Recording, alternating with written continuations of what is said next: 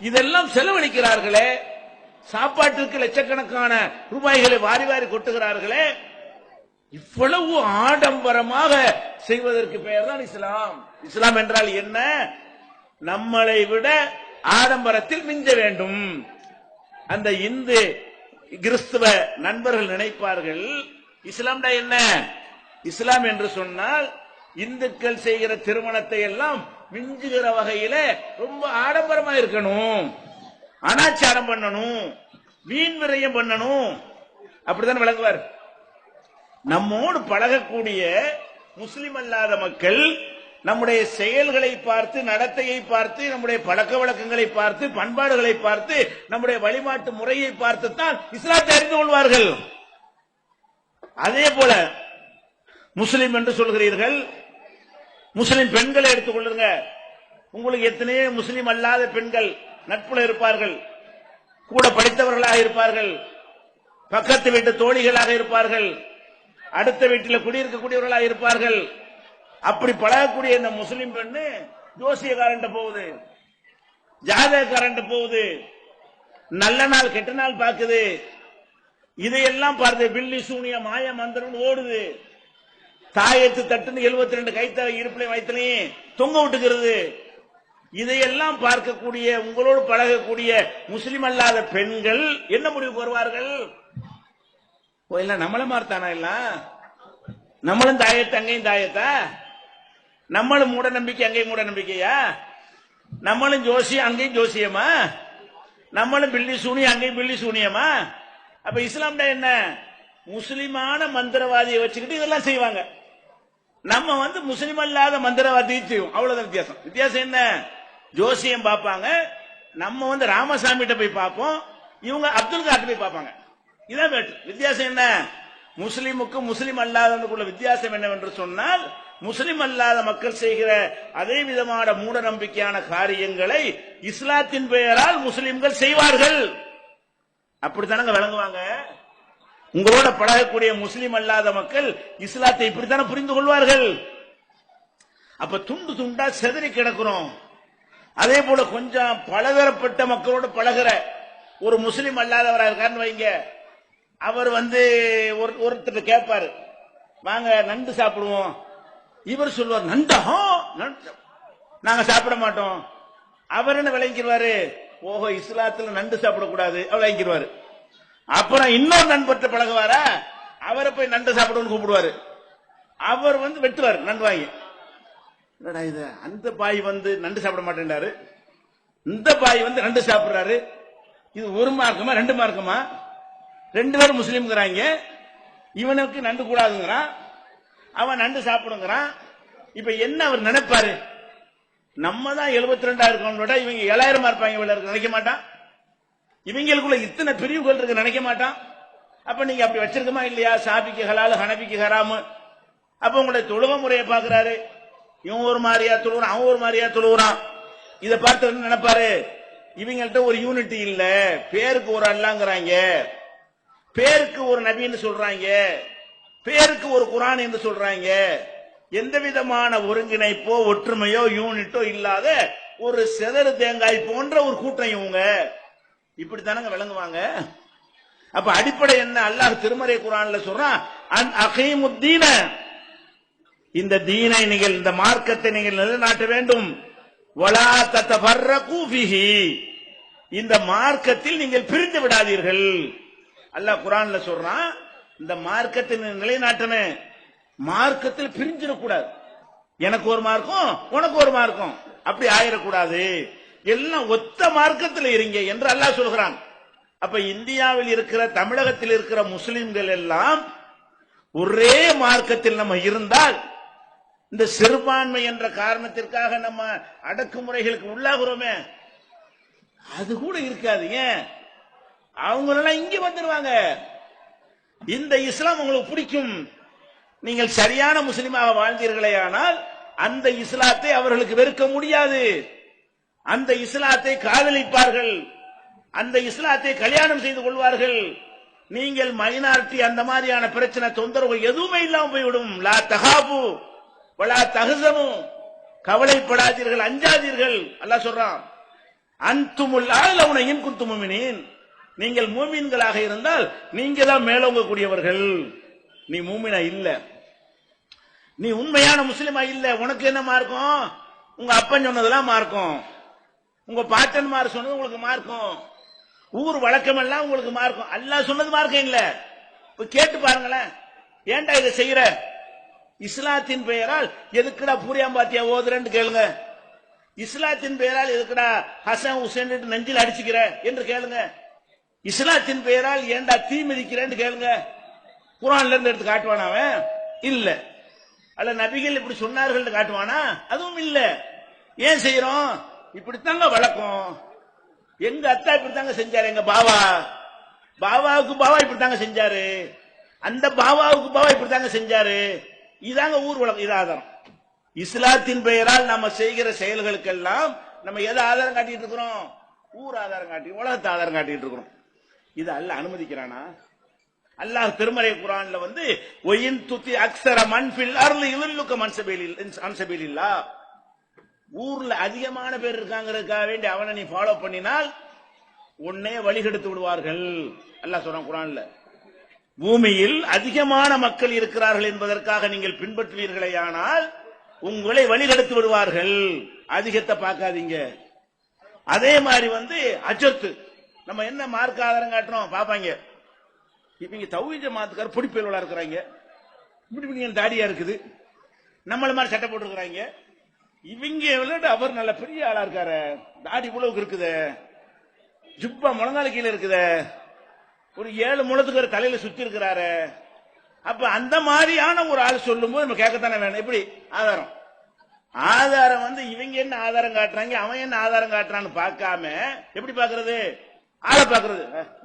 இந்த பையனா, இந்த பையன் நாங்க கேட்கிறதா? அப்படி பையன், நாங்களும் பையன், அவங்கதா பையன் சொல்லி கேட்கிறதான்றாங்க. அவங்க அசர்த்து, பெரிய அசர்த்து சொல்றாங்க. அப்ப நம்ம அந்த அசர்த்து என்கிற ஒரு தோற்றத்தை வைத்துக் கொண்டு இவ்வளவு பெரிய தலப்பா போய் சொல்லுமா, இவ்வளவு பெரிய ஜிப்பா போய் சொல்லுமா, இவ்வளவு பெரிய தாடி போய் சொல்லுமா? அப்படிங்கிற மாதிரி தஸ்மீ மணி கையில வர இப்படி உருட்டிட்டு இருக்கிறாரு, அவர் போய் சொல்லுவாரா? இப்படின்னு நினைத்து கொண்டு அசர்த்துமார்கள், பெரிய பெரிய அசர்த்துமார்கள் சொன்னதை எல்லாம் நம்ம கேட்டுக்கொண்டிருக்கிறோம். அல்லாஹ் என்ன சொல்றான் தெரியுமா? இத்தஹது அஹ்பாரஹும் வ ருஹ்பானஹும் அர்பாபம் மின் துனில்லாஹ், இவர்கள் தங்கள் மத குருமார்களை கடவுளாக்கி கொண்டார்கள். அல்லாஹ் சொல்றான். யார சொல்றான்? முந்தைய சமுதாயங்களை. அதை நீங்க செஞ்சிட்டு இருக்கீங்க. அல்லாஹ் சொல்லி காட்டுறான். இத்தஹது அஹ்பாரஹும் வ ருஹ்பானஹும் அர்பாபம் மின் துனில்லாஹ், அல்லாஹ்வை தூக்கி போட்டுவிட்டு தங்களுடைய மத குருமார்களையும் பாதிரிமார்களையும் இவங்க கடவுளாக்கி கொண்டார்கள், அவங்க சொல்வதுதான் சட்டம் என்று ஆக்கி கொண்டார்கள் சொல்லி அந்த மக்களுடைய செயலை அல்லாஹ் கண்டிக்கிறான். இன்னும் சொல்ல போனால் நரகத்தில் போட்டு சில பேரை அல்லாஹ் வாட்டி வதக்குவான். அதை பற்றி திருமறை குர்ஆன்ல மழையா இருந்தா ஒதுங்கிக்கிறங்க, விளங்குதா? மழையில உட்கார்ந்து தான் பேசணும் கிடையாது, மெசேஜ் முக்கியம், உடம்பு முக்கியம், ஓரமா இருந்து கூட கேட்கலாம். அல்லாஹ் என்ன சொல்றான்னு கேட்டா, நரகத்தில் போட்டு சில பேரை புரட்டுவான். புரட்டும் போது அந்த நரகத்தில் ஒருத்தன் போடப்படுறான்ல, அவனுக்கு காரணத்தை சொல்லிதான் அல்ல புரட்டுவான். என்ன காரணம்? நீ இன்னென்ன காரியம் செஞ்ச, அதுக்காக வேண்டிதான் உன்னை நரகத்தில் போடுறேன் என்று பேப்பர்ல எழுதி இந்த குடு, உன் புஸ்தகத்தை நீனே படிச்சு பாரு என்று சொல்லிதான் அல்லாஹ் என்ன செய்வான்? அந்த தண்டனையை கொடுப்பான். இப்ப நரகத்தில் போட்ட உடனே நரகவாசி என்ன சொல்லுவான் தெரியுமா? யா லைத்தனா அதான அல்லாஹ் வ அதான ரசூலா, அல்லாஹ் சொன்னதை கேட்காம போயிட்டோமே, அல்லாஹ்வுடைய ரசூல் சொன்னதை, தூதர் சொன்னதை கேட்காமல் போய்விட்டோமே. இன்னா அதானா சாதத்தனா வ குபரானா, எங்கள் தலைவர்கள் பெரியார்கள் சொன்னதை கேட்டோமே. அலலுன சபீலா, எங்களை வழிகெடுத்து விட்டார்களே. எப்படி? நரகத்தில் போட்ட உடனே என்ன சொல்லுவான் அவன்? நரகவாசி சொல்லுவான், அல்லாஹ் அல்லாஹ்னு சொன்னாங்களே கேட்காம போயிட்டோமே, நபிகள் நாயகம் சொல்ல கேளுடான்னு சொன்னாங்க, கத்துனாங்களே, மலையில கொட்டு மலையில பேசினாங்களே, அதை கூட கேட்காம போயிட்டோமே. வேற எதை கேட்டோம்? இன்ன அத்தனா சாதத்தனாவோ குபரானா, எங்கள் தலைவர்களையும் பெரியார்களையும் நாங்கள் கட்டுப்பட்டு நடந்தோம். அலலுன சபீலா, எங்களை வழிகெடுத்து நாசமாக்கி எங்களை நரகத்தில் கொண்டாந்து போட்டுட்டாங்க, தலப்பாவும் ஜிப்பாவும் அப்படின்னு சொல்லி நரகவாசிகள் புலம்புவார்கள் அப்படின்னு நல்லா சொல்றான். அப்ப இஸ்லாத்திற்கு ஆதாரம் யாரு இல்ல? மார்க்க அறிஞர்கள் இல்லை, மெஜாரிட்டி இல்லை, பெரிய பெரிய கூட்டம் இல்லை, நீண்ட நெடுங்காலமாக வழக்கத்தில் இருக்கிறத அது மார்க்க ஆதாரமா? நபிகள் நாயகம் ஸல்லல்லாஹு அலைஹி வஸல்லம் அவர்களை அல்லாஹ் தூதராக அனுப்புனான்ல முதல்ல மக்காவுக்கு. அந்த மக்காவில் என்ன நடந்தது? 360 சிலையை வச்சு வணங்கினாங்க. எங்க? காபாவுல. ஒரு இறைவனை வணங்குவதற்காக இப்ராஹிம் நபியால் கட்டப்பட்ட காபா ஆலயத்திற்கு உள்ளே வெளியே 360 சிலைகளை நிறுவி அந்த சிலைகளை வழிபட்டு வந்தார்கள். அது எப்ப வந்த பழக்கம்? போன வருஷம் வந்ததா? இல்ல. ரசூலுல்லாஹ் காலத்துல உண்டானுச்சாக? இல்ல. நபிகள் நாயகம் வருவதற்கு பல ஆயிரம் பல நூறு ஆண்டுகளுக்கு முன்பிருந்தே அதை செய்து வந்தார்கள். அப்ப நபிகள் நாயகம் சொல்லும் பொழுது இதுதான் சொன்னான். என்னது? என்ன நாங்க நேரத்தா செய்யறோம், போன மாசமா இதை செய்யறோம். இன்னா வஜதனா ஆபானா கதாலிக்க எப்பாலும், எங்க முன்னோர்மார்கள் இப்படி செய்யத்தான் நாங்கள் பார்த்தோம். அப்ப அதுவும் பல வருடங்களா இருந்ததுதான். 360 சிலைகளை வணங்கினானே, அது கூட ஒரு மாசத்துல வந்தது அல்ல, பல பல பல நூற்றாண்டுகளாக அதை வணங்கி வந்தான். அதனால சரியாயிடுச்சா? அதனால அது நியாயம் ஆயிடுச்சா? அதனால அதை திருத்துவதற்கு நபி அல்லாஹ் அனுப்பாம விட்டானா? நபி அவர்கள் சொல்லாம விட்டார்களா? சொல்லி அடி வாங்காம இருந்தார்களா? அப்ப எவ்வளவு நாளா இருந்தா நமக்கு என்ன? அல்லாஹ் விரும்புறபடி இருக்குதா, ரசூல் காட்டினபடி இருக்குதா? அது மட்டும் தான் நமக்கு தேவை. இப்ப இதை புறக்கணித்து விட்டு இப்ப நம்ம என்னென்ன மாதிரிலாம் பிரிஞ்சிருக்கிறோம் பாருங்க. முதலாவதாக பிரிவு என்னன்னு கேட்டா, முக்கியமான பிரிவு இந்த மதுஹபுங்கிறது. மதுஹபு என்றால் இஸ்லாமிய மதுஹபு, அந்த மதுஹபு இல்ல. ஷாபி மதுஹபு, ஹனபி மதுஹபு, மாலிகி மதுஹபு, ஹம்பலி மதுஹபு என்று இஸ்லாத்துல 4 மதுஹபு இருக்கும். அப்படின்னு குர்ஆன்ல இருக்கா? இல்ல. அப்படி நபிகள் நாயகம் சொன்னாங்களா? இல்ல. இந்த 4 இமாம்ங்கிறீங்களே, அவங்க எல்லாம் நபிகள் நாயகத்துக்கு முன்னாடி உள்ள ஆட்களா? இல்ல. நபிகள் நாயகத்துக்கு பின்னாடி வந்த 4 ஆட்களுடைய பேரு அது. ஷாபி, ஹனபி, மாலிகி, ஹம்பலிங்கிறதெல்லாம் நபிகள் நாயகம் காலத்துக்கு பின்னாடி வந்த 4 அறிஞர்களுடைய பெயர். அவங்க பேர்ல மதுஹப்னு உண்டாக்கி வைத்துக் கொண்டு நாங்கள் எல்லாம் ஹனபி, எங்களுக்கு இதான் சட்டம். குர்ஆன்ல எப்படி இருக்க? இல்ல, குர்ஆன் வச்சுக்கிறங்க, நாங்க ஹனபி மதுஹப். நபிகள் நாயகம் இப்படித்தானே சொன்னாங்க, அதை தனியா வச்சுக்கிறங்க, நாங்க ஹனபி மதுஹப், எங்களுக்கு வேற புஸ்தகம் இருக்குது அப்படிங்கிறாங்க. அப்ப ஹனபி மதுஹப் என்றால் அவங்களுக்கு தனி சட்ட புஸ்தகம், ஷாபி மதுஹப் என்றால் அவங்களுக்கு சட்ட புஸ்தகம். அந்த புஸ்தகத்தை வைத்துக் கொண்டு இவன் புஸ்தகம் அப்படி இவன் நடக்கிறான், அவன் புஸ்தகம் அப்படி அவன் நடக்கிறான். இதுதான் இங்க குழப்பத்துக்கு தப்பு நாம சொல்லிக் கொண்டிருக்கிறோம். இப்ப நீங்க புரிந்து கொள்வதற்காக இந்த மதுஹப் கிதாப்ல என்ன இருக்குது? இந்த 7 வருஷம் அஜர்த்து மாதிரிலாம் படிச்சுட்டு வர்றாங்கல்ல, என்னத்தை அப்படி படிக்கிறாங்க? எதை படிச்சு அப்படி அறிவை வளர்த்து கொண்டு வெளியே வருகிறார்கள் அப்படின்னு பாத்தீங்கன்னா, உளுந்து உளுந்து சிரிப்பீங்க. இதை படிச்சது ஆலிமா, இந்த குப்பையத்தான் படிச்சுட்டு வந்து அசர்த்து சொல்லிட்டு இருக்கிறாங்களா என்று நினைக்கும் அளவுக்கு பெரிய பெரிய அறிவாளிகள், சிந்தனையாளர்கள் உண்டாக்குற சட்டமா அது இருக்காது. உதாரணத்துக்கு சொல்றேன், 2-3 சட்டம் சொன்னா உங்களுக்கு புரிஞ்சுக்கணும். இப்ப நம்ம தொழுகைக்கு ஒழு செய்யறோமா? ஒழு செய்யும் போது பல் துளக்கிறது ஒரு சுன்னத், எல்லாரும் தெரியும்ல. ஒழு செய்ய போகும்போது செய்யணும், பல் துளக்கணும். பல் துளக்கிறது ஒரு சுன்னத். ஒரு நாளைக்கு 5 டைம்ஸ் பல் துளக்கிற ஒரே மார்க்கம் இஸ்லாம் தான். தொழுகைக்கு போனோம்னு சொன்னா 5 நேர தொழுகையிலையும் 5 நேரமும் தொழுகைக்கு முன்னாடி பல் துளக்கி கை கால்களை கழுவி சுத்தமாக்கி விட்டு 5 நேரம் தொழுகை நடத்துகிறோம். இது மார்க்கத்தில் உள்ளது. பல் துளக்கும் நபிகள் நாயகம் சொல்லிட்டாங்க, நம்ம பல்ல துளக்கிட்டு போயிருவோம். இவங்க விளக்கம் சொல்றாங்க. விளக்கம் யாரு? மதுஹப் கிதாப்ல. மதுஹப் கிதாப்ல பல் துளக்கர் எப்படி துளக்க வேண்டும் தெரியுமா? சட்டம். வலது கையுடைய ஆட்காட்டி விரல் இருக்குல்ல, இந்த விரல், இடது கை ஆட்காட்டி விரல், இந்த 2ஐ கொண்டு பல் துளக்க வேண்டும். எப்படி துளக்கணும்? பல் துளக்குவதாக இருந்தால் எப்படி? இடது கைக்குள்ள எதுக்கு உள்ளது? அப்பதான் பாத்ரூம் போயிட்டு கழுவிட்டு வந்திருப்பான். அதனுடைய வாசம் எல்லாம், அதாவது கெமிக்கல்லாம் இருக்கும். அதை போய் வாயில ஒருத்தர் வைக்க சொல்லுவானா? மதுஹப் கிதாப்ல இருக்குது. இதுதான் அஜர்த்துமார்ல படிச்சுட்டு வர்றாங்க. அஜர்த்துமார் 7 வருஷம் படிச்சு சனந்து வாங்கிட்டு வர்றாங்களா? எதை படிச்சுட்டு வர்றாங்க? இதைத்தான் மதரசாவில் அஜர்த்துமார் உட்கார எங்களுக்கு சொல்லி தந்தாங்க மார்க்க சட்டமா. பல் துளக்குற முறை தெரியுமா? என்ன சர்த்து? சப்பாபத்தை 2 ஆட்காட்டி விரலால் பல் துளக்க வேண்டும். அது ஃபர்ஸ்ட் என்னவா? இந்த விரலாம். அப்பதான் சரக்கெல்லாம் கரெக்டா இறந்து போல இருக்கு. ஃபர்ஸ்ட் என்ன செய்யணும்? இடது கை ஆட்காட்டி விரலால் பல்லை துளக்கி விட்டு அப்புறம் வலது கை ஆட்காட்டி விரலால் அப்பளம் துளக்க வேண்டும். இப்படி ஒருத்தன் போய் துளக்கிக்கிட்டு இருந்தா அவனை என்ன செய்வீங்க நீங்க? ஒரு பல் துளக்க எடுத்து நின்றுகிட்டு இவனை எந்த கணக்கில் சேர்ப்பீங்க? என்ன இதாங்க, இதை படிச்சு இதான் மதகப்புங்க. இதைத்தான் மதகப்புன்னு மதரசாவில் படிச்சுட்டு பெரிய தலப்பாவம் போட்டுட்டு வந்து ஜிப்பா படிச்சு நாங்க ஆலிம்சா ஆகிட்டோங்கிறாங்க. சரி, இதாச்சும் பரவாயில்லையா? அதுக்கப்புறம் இந்த பல் துளக்குறீங்களா, முதல்ல துளக்கின உடனே ஃபர்ஸ்ட் வரக்கூடிய அந்த உமிழ் இருக்குல்ல, பல் துளக்க முந்தி சாதாரணமா இருக்கும். பல் துளக்கின உடனே பல்லரோட கசட்டு எல்லாம் அப்படி கலங்கி வாயில இருக்கும்ல, அதை அவ்வளவு இஸ்தியாக்கி முதல்ல தேய்ச்ச அந்த கசடுகளை விழுங்கி விடுவது சுன்னத்து. இல்லன்னு பாருங்க சொல்லி துருள் முக்தார்ல இருக்கா இல்லையா?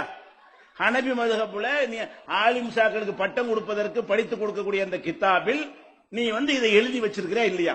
எது பல் துளக்கிறது? முதல்ல ரெண்டு கையில பல் துளக்க சொல்ற, அசிங்கமான வேலையை செய்ய சொல்ற. நபிகள் நாயகம் எல்லாத்தையும் வலது கையில செய்வாங்க, இடது கையினால மூக்கு சிந்துவது, மலஜலம் சுத்தப்படுத்துறதுக்கு இடது கையை பயன்படுத்துவாங்க. உலகத்தில் உள்ள எல்லா மக்களும் அப்படித்தான் செஞ்சுக்கிட்டு இருக்கிறாங்க. 7 வருஷம் படிச்ச மதகப் விஞ்ஞானி அறிவு முத்தி போன ஆளுக்கு தான் மதகப் உண்டாக்குனாங்க. எவ்வளவு முத்தி போயிருக்குன்னு பாருங்க, எவ்வளவு முத்தி போயிருக்குது. அதை முழுங்குங்கிறான். அப்ப ராத்திரி பூரா கெமிக்கல் விஷமெல்லாம் ஏறி போய் அந்த பலவிதமான இது உண்டாகி போயிருக்கும். எந்த அளவுக்கு சொன்னா, ஒரு டெஸ்ட்டுக்கு நீங்க பாருங்க, ராத்திரி படுக்க போகும்போது ஒரு 10 கிராம் அரிசியை வாயில வச்சு போட்டு ஒரு ஓரமா வாய்ப்பக்கம் வச்சுக்கிட்டு படுத்து தூங்கிருங்க. காலையில எந்திரிச்சு அந்த அரிசி நல்லா ஊறி இருக்கும்ல, அதை எடுத்து கோழிக்கு போட்டீங்கன்னா கோழி செத்து போயிடும். அந்த வாயில ஊர்ன அந்த அரிசிய ராத்திரி பூரா வாயில ஒரு ஓரமா வச்சு அந்த காலையில எந்திரிச்சு நல்லா ஊறி போயிருக்குமா, அந்த அரிசிக்கு கீழே போட்டீங்கன்னு சொன்னா அதுல உள்ள அந்த பாய்சன் கோழிக்கு உணவா போகும்போது சாவடிச்சிடும். அவ்வளவு விஷம் இருக்கக்கூடிய ஒன்றை முழுங்குன்னு சொல்றான். இது மதகு சுண்ணத்துங்கிறான். இதை செஞ்சவன் அறிவாளியான். இதை கண்டுபிடிச்சவன் யாரு? இந்த அபூ ஹனீஃபா எப்படிப்பட்ட ஆள் தெரியுமா? அந்த ஆலிம்கள் பெரிய பெரிய அறிவாளிகள் எவ்வளவு சிந்தனையாளர்கள் தெரியுமான்னு சிந்திச்சிருக்கிறாங்க. அட எந்த குரான் எடுத்தீங்க? இதை முதல்ல குரான்ல உள்ளபடியான சட்டம் எழுதுன எந்த குரான்ல இது இருக்குது? எந்த நபி உங்களுக்கு இதை சொன்னாரு? அதோட விட்டா பரவாயில்ல. பல் துளக்குறது அம்புட்டு விளையாட்டு பண்ணிருக்காங்க. என்ன பண்ணிருக்கிறாங்க? பல் துளக்குற குச்சி இருக்குல்ல, குச்சிக்கு சட்டம். பல் துளக்குற குச்சி இந்த சுண்டு விரல் கணத்துக்கு தான் இருக்கணும், அது மொத்தமா வச்சுக்க கூடாது. தபிலிகாரன் என்ன செய்ய தெரியல, இப்படி பிடிச்சிட்டு இருக்காங்க. பல் துளக்குற குச்சி எப்படி இருக்கணுமா? சுண்டு விரல் கணத்துக்கு தான் இருக்கணுமா, ஒரு ஜான் தான் இருக்கணுமா. பிடிக்கிறது ஒரு ஜான் சரியா வந்துடும். அப்ப ஒரு ஜான் தான் இருக்கணும். இதுக்கெல்லாம் பெரிய சட்டம். எங்க உண்மை தெரியல, எங்க டைம் தெரியல. அது போக என்ன செய்யணும் கேட்டா, பல் துளக்கும் போது அந்த படுக்கை வசமாக என்ன செய்யணும், அந்த குச்சியை நட்டி வைக்கணும். அப்படி பல் துளைக்கிட்டு இப்படி வைக்கணும், நட்டி வச்சிடணும். படுக்கையா போட்டீங்கன்னு வைங்களேன், படுக்கையா போட்டீங்கன்னா அது உங்களுக்கு பைத்தியம் பிடிச்சிடும். ஹத்தருள் ஜுனூன், உங்களுக்கு மெண்டலா போயிருவீங்க. பல்குச்சியே படுக்கையாவோ நிக்கையோ வைக்கிறதுனால பைத்தியம் பிடிக்குது. அதுக்கு இதுக்கு என்ன சம்பந்தம்? இது எழுதணும் பைத்தியக்காரனா எப்படின்னு கேட்கிறேன். இது ஆலிம்களா? இது போய் இதுக்கு நான் பின்பற்ற வெக்கமா இல்லை உங்களுக்கு? நாங்க ஹனபி, நான் சாபிங்கிறீங்கள, இந்த கிறுக்கு பெயரோட பின்பற்ற வெக்கப்படணுமா பெருமைப்படணுமா? இப்படியா உளறி இருக்கிறாங்க காட்டு பெயரோடு நினைக்க வேணாம். அப்ப இந்த மாதிரியான விஷயங்கள்லாம் அறிஞர்ந்த போர் வயலாம் ட்ரெஸ் செய்யற வேலை. தலைப்பாச்சிப்பாங்க ட்ரெஸ் அப்படி ஒரு இமேஜ் உண்டாக்குது. என்னத்தை உளர்னாலும் ஓகே. அப்ப இந்த பல் துளக்குற குச்சியும் போட்டு அதே மாதிரி பாருங்க என்ன செய்யறாங்கன்னா, மனிதனுக்கு மறதி ஏற்படுகிற விஷயங்கள் 6 மறதி ஏற்படுமா. அதுல ஒண்ணு என்ன தெரியுமா? ஆப்பிள் பழம் சாப்பிடுறது. பெரிய ஆராய்ச்சி. ஆப்பிள் பழம் சாப்பிட்டா அது என்ன செய்யுமா? சித்துன் யூரிசுன் நிசியான். இதெல்லாம் ஹனபி மதகப்புடைய சட்ட புஸ்தகத்தில் உள்ள சட்டம். இதெல்லாம் 6 காரியங்கள் மறதியை உண்டாக்கும். பேணு தலையில் இருக்கணும், பிடிச்சி உசுரோட போட்டீங்கன்னு வைங்களேன், உடனே அது கனெக்ஷன் இருக்கும், மறதி ஆயிருமா. அது உசுரோட பேனை பிடிச்சி கீழே போட்டீங்கன்னா உங்களுக்கு மறதி ஏற்பட்டு விடும். அட பேனை பிடிச்சி உசுரோட கீழே போடுறதுக்கு மறதிக்கு என்னடா சம்பந்தம்? அட ஆப்பிள்ல நல்ல யாவு சக்தியை உண்டாகக்கூடிய இருக்குன்னு கண்டுபிடிச்சிருக்கிறாங்க. இவன் என்ன செய்யறான்? அந்த காலத்துல விஞ்ஞானத்தில் ஆராய்ச்சி பண்ண மாதிரி ஆப்பிள் சாப்பிடாத மறதி வந்துடும். நல்ல யாவு சக்தி விஞ்ஞானிகள் ஆப்பிள் விளையிற நாட்டெல்லாம் ஜாஸ்தியா வந்திருக்கானுங்க யாவு சக்தியோட. அப்ப ஆப்பிளே தின்னுட்டு இருக்கிறவன், ஆப்பிளே உணவா சாப்பிடறானே, அவன் தான் நல்ல யாவு சக்தி உள்ளவனா இருக்கான். டாக்டர் கூட என்ன செய்யறான், ஆப்பிள் சாப்பிடுங்கிறான். இவன் என்ன செய்யறான், அஜர்த்து ஆப்பிள் திங்க எதுக்காக வேண்டி, அப்பதான் பாத்தியாவை வெட்டி வைப்பிய, நீங்க நீங்க மாட்டீங்கல்ல, அவருக்கு போயிடும். அதுக்கு தான் வாலி வசூலாம் போங்க, நிறைய அள்ளி போடுங்க, நிறைய செலவாக இருக்குது, எங்களுக்கு எல்லாம் பீஸ் கிடையாது, நீங்க உட்காந்து சேர் வாடகை அதெல்லாம் கொடுக்கணும். அதுதான். அப்ப மதுஹப் கிதாபுகளை படிச்சு எழுனாங்க. இது எப்படி இதை ஒரு சட்ட புஸ்தகம் ஏத்துக்கொண்டு ஒரு அஜர்த்து வந்து அதை படித்து கொடுக்கிறாரு, இந்த இளைஞர்களா நாங்க படிக்க போனோம்னா எப்படி அதை கேட்டுக்கொண்டு உட்கார்ந்து இருக்கிறார்கள் என்று ஆச்சரியப்படும் அளவுக்கு அதுல சட்டத்தை எழுதி வச்சுக்கிறாங்க. அது மாதிரி இன்னும் கவனிங்க, ஒரு ஆளுக்கு மூக்குல ரத்தம் ஓடிக்கிட்டே இருக்கு. ரத்தம் ஓடினா என்ன செய்யணும், நீ அஜர்த் தானே, அஜர்த் வந்து மார்க்க சட்டத்தை சொல்லிட்டு தொலைஞ்சு போ, வைத்தியம் சொல்றாங்களாம். மூக்குல ரத்தம் ஓடினால் அதுக்கு ஒரு மருந்து இருக்குது. இது எங்க போய் படிச்ச அந்த மருந்து தெரியல. என்ன மருந்து தெரியுமா, சூரத்துல் ஃபாத்திஹா அல்ஹம்து சூரா இருக்குல்ல, அந்த அல்ஹம்து சூராவே முதல்ல என்ன செய்யணும்னா ஒரு டம்ளர்ல மூத்திரம் எழுதிக்கிறங்க, எழுதி வச்சுக்கிறாங்க. நான் மிகைப்படுத்தி சொல்லல, மூத்திரத்தை பேஞ்சு கொண்டு ஒரு குச்சி எடுத்து மூத்திரத்தை தொட்டு தொட்டு நெத்தியில அல்ஹம்துலில்லாஹி ரப்பில் ஆல எழுதினால் மூக்கில் ரத்தம் வடிவது நிற்கும். பாவிகள், அல்ஹம்துன்னா என்னடா அது, அல்ஹம்துன்னா என்னது, திருக்குர்ஆனுடைய தாய். ஒவ்வொரு தொழுகையிலும் ஓதியாக வேண்டிய அல்லாஹ்வுடைய வேதம், வேதத்துக்கு தாய் அதுதான் உம்முல் குர்ஆன். நபிகள் நாயகம் ஸல்லல்லாஹு அலைஹி வஸல்லம் அவர்கள் அல்ஹம்து சூராவுக்கு வச்ச பேர் என்ன, உம்முல் குர்ஆன், குர்ஆனுக்கு அம்மா, குர்ஆனுக்கு தாய் என்று சொல்லி நபிகள் நாயகம் பாராட்டுனாங்களே. அந்த அல்ஹம்து சூராவே மூத்திரத்துல தொட்டு நெத்தில எழுதுண்டான்னா இவன் யாரா இருப்பான், மார்க்க இதை பின்பற்றணுமா? இதுதான் எங்களை எதிர்க்கிறாங்க, அஜர்த்தமெல்லாம் எதிர்க்கிறாங்களா, எதுன்னு விளங்க உங்களுக்கு, எங்களை அடிக்கணும் குலவரியோடு நிக்கிறாங்களா, என்ன காரணம், மக்களை தூண்டி விடுறாங்க, என்ன காரணம், எல்லாத்தையும் போட்டு உடைக்கிறாங்க, உள்ளுக்குள்ளதான வச்சுக்கிட்டு இருந்த அம்புட்டையும் எல்லாம் வெளியே வருது, ரூபா மாதிரி போட்டு அடிக்கிறாங்க அம்புட்டையும். ஜெயிலுக்குள்ள நடந்த அந்த அம்மா போட்டு உடைக்கிறதுல அந்த மாதிரி என்னடா பார்ப்பன அக்கற காலத்தில் உள்ளது வெளியே வந்த மாதிரி வந்துகிட்டு இருக்க கடுப்புல நம்ம மேல பாஞ்சி பிரான்றதுக்கு மக்களை தூண்டி விட்டு கொண்டிருக்கிறார்கள். அப்ப இது சட்டமா? குர்ஆனை பற்றி ஒருத்தன் அப்படி சிந்திப்பானா, மூத்திரத்தில் எழுதுன்னு சொல்லி? அப்ப இது வந்து மூத்திரத்தில் அல்ஹம்து சூரா எழுதுறவன் யாரா இருப்பான்? நீங்க தொழுவுறீங்க, தொழுவுறது அல்லாஹ்வுக்காக தொழுவுறோம், அல்லாஹ்வுடைய அச்சத்துக்காக தான் தொழுவுறோம்.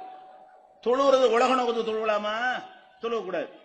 இப்ப தொழுவு என்ன செய்யறோம்னா, தக்பீர் கட்டிட்டோமா, ஒரு நாய் வருது, ஒரு பூனை வளர்க்க, நம்ம வளர்த்தோம்ல, நம்ம வளர்த்த பூனை வருது, வளர்த்த நாய் வருது, வளர்த்த கோழி வருதுன்னு வைங்களேன், தொழுதுட்டு இருக்கும்போது கூப்பிடுறது, நாயை கூப்பிடு தோத்தம் கூப்பிடுவோம்ல, அந்த மாதிரி ஒருவன் கூப்பிட்டானே ஆனால் அதனால தொழுகை பாதிக்காது.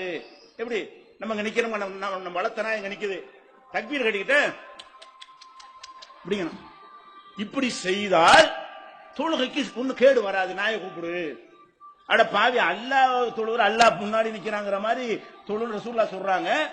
அன் தாபுதல்லாஹ கஅன்னக தராஹு, அவனை நேரடியாக நீ பார்ப்பதை போல் அவனை வணங்க வேண்டும், அவனை நீ பார்க்காவிட்டாலும் அவன் உன்னை பார்த்துக் கொண்டிருக்கிறான்.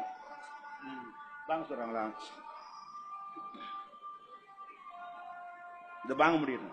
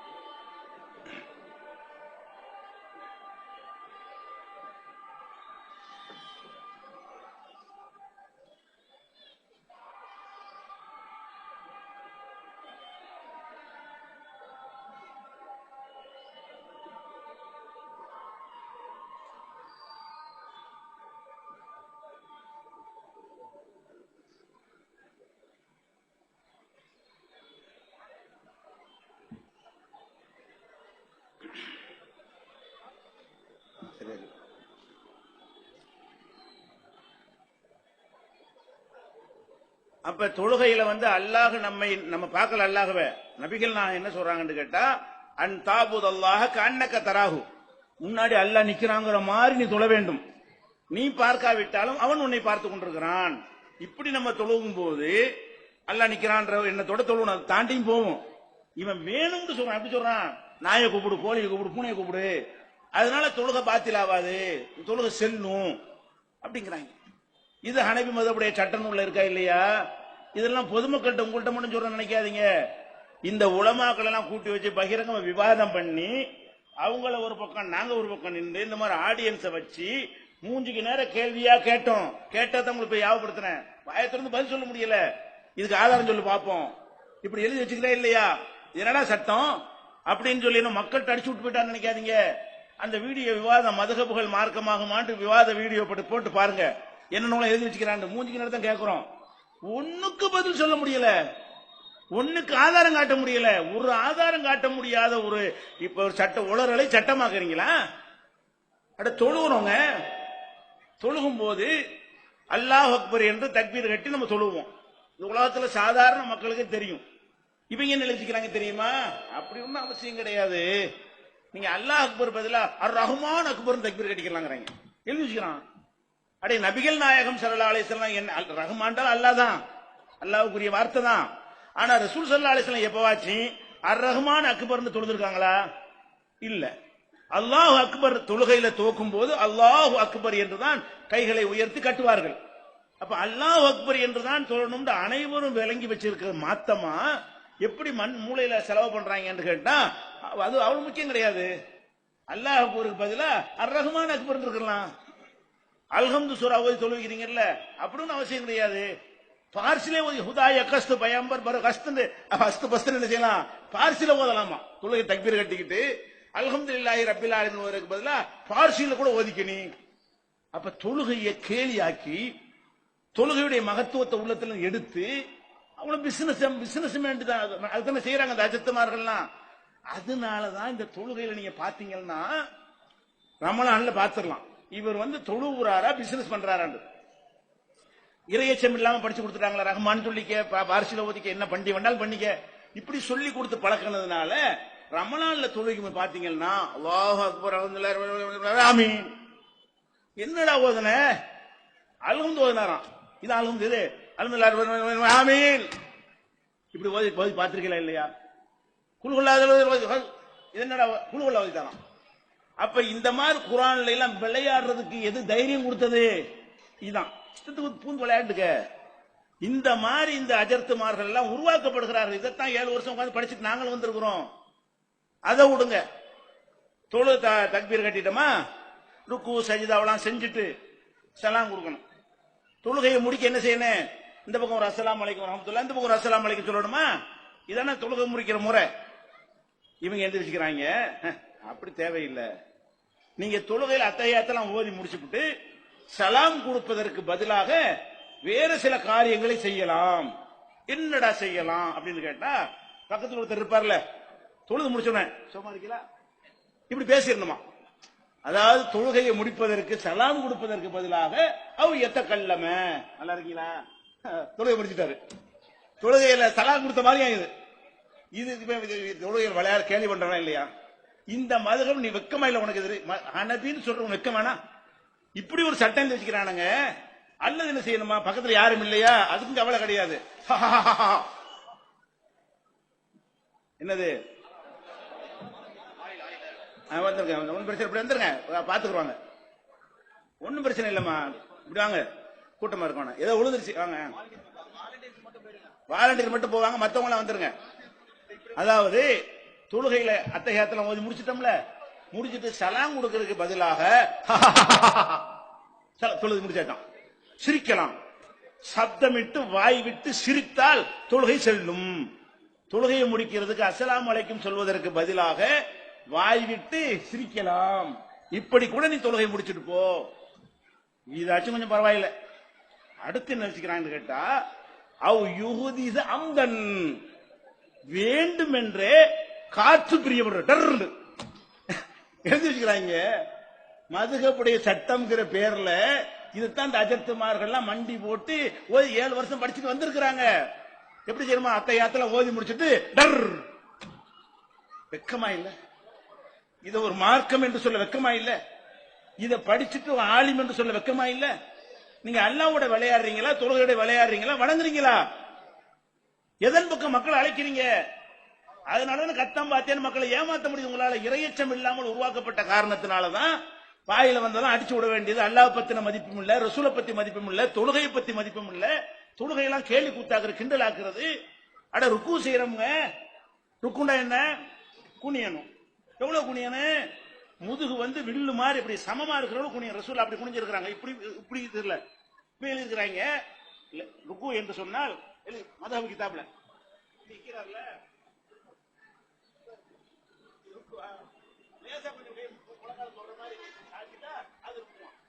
இந்த மாதிரி ருக்கு செய்கிற முறையை வந்து எழுதி வச்சுக்கிறாங்க. இதான் ருக்கு. ரசூல் அப்படி ருக்கு செஞ்சாங்க காட்டுங்க. இந்த மாதிரி சமமா நிக்கணும். இதான் ருக்குங்கிறது தொழுகையில. இப்படி செய்யறதுக்கு பதிலா அவ்வளவு வீடியோ எடுக்கணும்.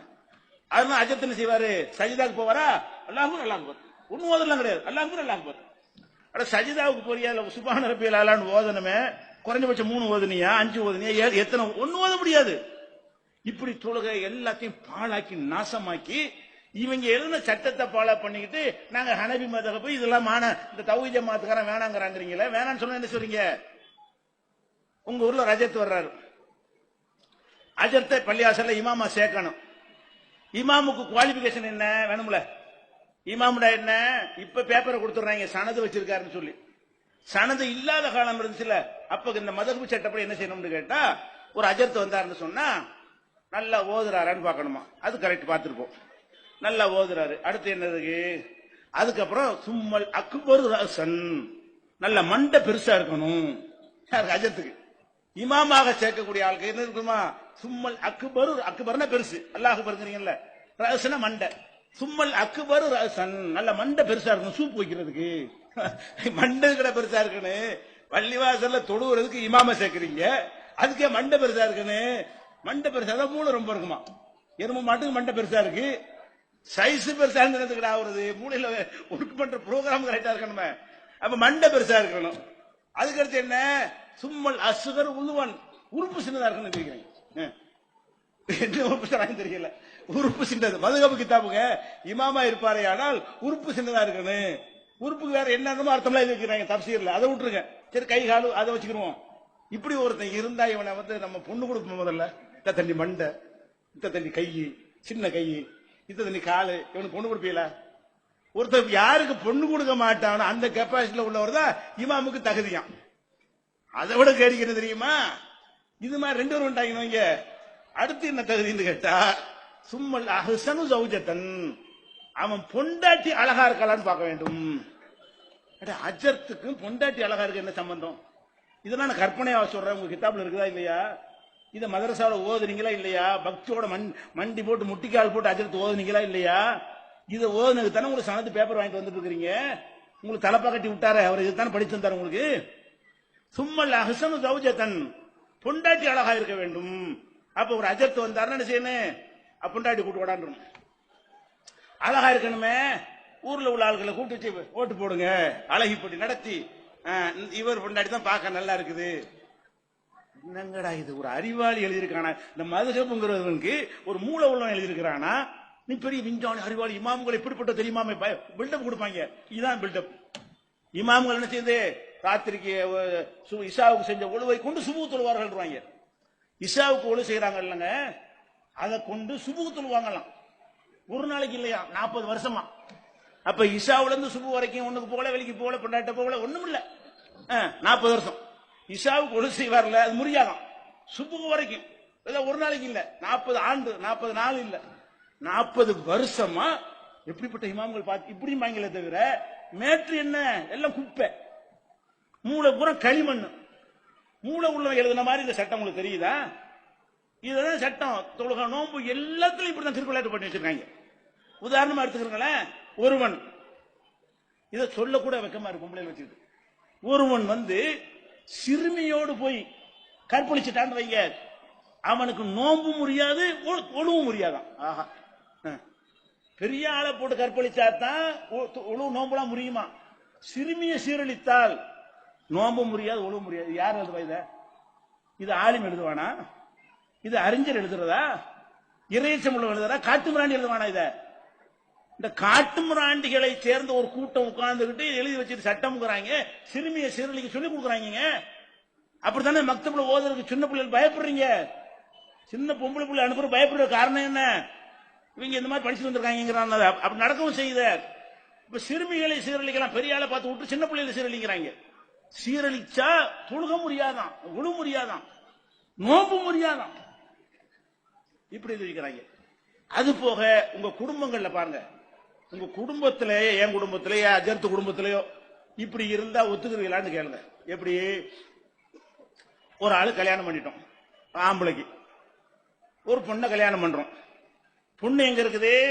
இவர் கீழ்த்திசை நாட்டில் இருக்கிறாரு மாப்பிள்ள, பொண்ணு மேல் திசை நாட்டில் இருக்குது.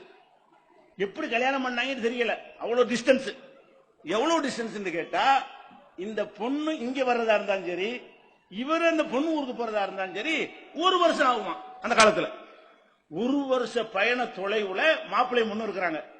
இப்படி இருக்கக்கூடிய நேரத்துல ஒரு வருஷம் ஆனதான் சேரவே முடியும். பாத்துக்கிறங்க, மாப்பிள்ளை இங்க, பொண்ணு அங்க. எங்க பொண்ணு? போய்கிட்டே இருந்தா ஒரு வருஷம் ஆனாதான் பொண்ணை போய் சந்திக்கவே இயலும். இப்படிப்பட்ட நிலையில அந்த பொண்ணு ஒரு 10 மாசத்துல பிள்ளைய பெற்றுட்டான். பிள்ளைய பெற்றுட்டான்னு சொன்னா அவன் புள்ளதான். இப்ப அவன் வர்றதுக்கு ஒரு வருஷம் ஆகும் மாடா, அப்புறம் 10 மாசம் வேணுமாடா? அவன் மனைவிட்ட வருவதற்கு ஒரு வருஷம் ஆகும்.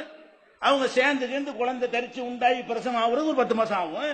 ஒரு 22 மாசத்துக்கு பிறகு பெத்தா தானே அவன் புள்ளன்னு சொல்ல முடியும். அவன் அங்க இருக்கிறான், இங்க இருக்க, 2 பேருக்கு ஒரு வருஷ பயண தூரம் இருக்குது. அப்படி இருந்தாலும் இவ நினைச்சுட்டா 10வது மாசத்துல புருஷன் வரவே இல்லை, புள்ள பெத்து விட்டு அவன் புள்ளதான், அவன் முன்னாடி தானே புள்ளதான். ஏங்க அப்படி? அது அந்த அல்லாஹ் பூமியை சுருக்கி அவருக்கு கொடுத்திருப்பான். ஒரு வருஷ பயண தூரத்தை ஒரு நாள் வந்துட்டு போயிருப்பாரு. அப்ப உன் மோகனுக்கு இந்த மாதிரி பொண்ணை கட்டி வச்சா ஓகேன்றியா? ஊர் உலகத்துக்கு 10 ரூபா கொடுக்குறியாடா? உன் மோகனுக்கு இப்படி ஒரு பொண்ணை கட்டி வச்சு அவன் சவுதியில இருக்கும்போது இங்க புள்ள பத்துட்டான்னு என்ன செய்வீங்க? இருக்கலாம்ல, வந்துருக்கலாம்ல, அல்ல சுருக்கி கொடுத்துருக்கலாம்ல. ஒரு செகண்ட்ல வர்ற மாதிரி பூமி அல்ல சுருக்கிடுவான் அவுளியாக்களுக்கு. அந்த மாதிரி வந்து விட்டு போயிருப்பார்கள். அவன் புள்ளதான் அது. இன்னொருத்தன் சொல்றான், 4 வருஷம் ஒரு பிரசவத்தினுடைய கற்பம் இருக்குல்ல, கற்பத்துடைய காலம் எவ்வளவுங்க? சாதாரண பொதுமக்கள் காலம் எவ்வளவு? 10 மாசம். விஞ்ஞானிகள் காலம் என்ன? 9 மாசம். ஒரு நாள் கணக்கு சொல்றாங்கன்னு வைங்களேன். அப்ப ஒரு 10 மாசம் வச்சுக்கிறோம் சாதாரணமா. நிறைய பொதுமக்கள் பாஷையில 10 மாசம் ஒரு புள்ள பெறதுக்கு டைம். 11 மாசம் கருவுல குழந்தை இருக்குமா? முந்தி வேண்டாலும் வந்துருமே தவிர பிந்தாது. சரியா? பிந்தி போனா தாயும் போயிரும், பிள்ளையும் போயிரும். முந்தி 9, 7, 8 கூட அறுத்து கொடுத்து எடுத்துவாங்க. குடல் சுத்திக்கிருச்சு, அது சுத்திக்கிருச்சுன்னு சொல்லி 10 மாசம் தாண்ட இயலாது, அதுக்கு மேல தாங்காது. அல்ல அப்படிதான் படைச்சு இருக்கிறான். மனித படைப்பு அதுக்கு மேல வளர்ந்தா தாங்காது. அந்த தாய் செத்துருவா, அதுக்கு மேல பெருசா போச்சு நான் சைஸ். இவங்க என்ன வச்சிருக்காங்கன்னா, கற்பத்தின் அதிகபட்ச காலம் 4 வருஷம். கற்பத்தின் அதிகபட்ச காலம் எவ்வளவுங்க? 4 வருஷம். இன்னைக்கு நீங்க சவுதிக்கு போயிட்டீங்க, 4 வருஷத்துல அந்த பொண்ணு பிள்ளை பெற்றுறான். யாரு? நீங்க வரவே இல்லை. அப்ப உள்ள நினைச்சுக்கிறீங்க. நீங்க என்ன நினைச்சுக்கிறீங்க? 4 வருஷத்துக்கு முன்னாடி நீங்க சேர்ந்துட்டு போனீங்கல்ல, அதான் இது அப்படின்னு. ஏன்டாட்டு கேட்டா, கற்பத்தின் அதிகபட்ச காலம் அக்சர் முத்தத்தில் ஹம்லி 40 சினீன். கற்பத்தினுடைய அதிகபட்ச காலம் 4 வருஷம். 10 மாசம் கம்மியான காலம். அதிகமா எவ்வளவு நாளைக்கு இருக்கலாம்? ஒரு கற்பத்துல குழந்தை 4 வருஷம் இருக்கலாம். எந்த விஞ்ஞானி உலகத்தில் எவனுமே கண்டுபிடிக்கல. அப்படியான ஒரு கண்டுபிடிப்பை கண்டுபிடிச்சு எழுதி வச்சுக்கிறாங்க. அப்ப இப்படியான ஒரு நிலையில இருந்தா இது சட்டமா?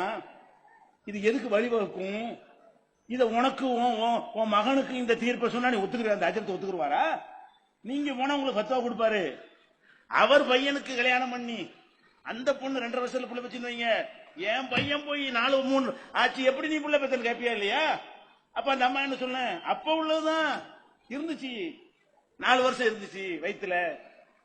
அப்ப இது என்னவங்க சொல்றாங்க? விளையாடுறீங்க வழங்குதா?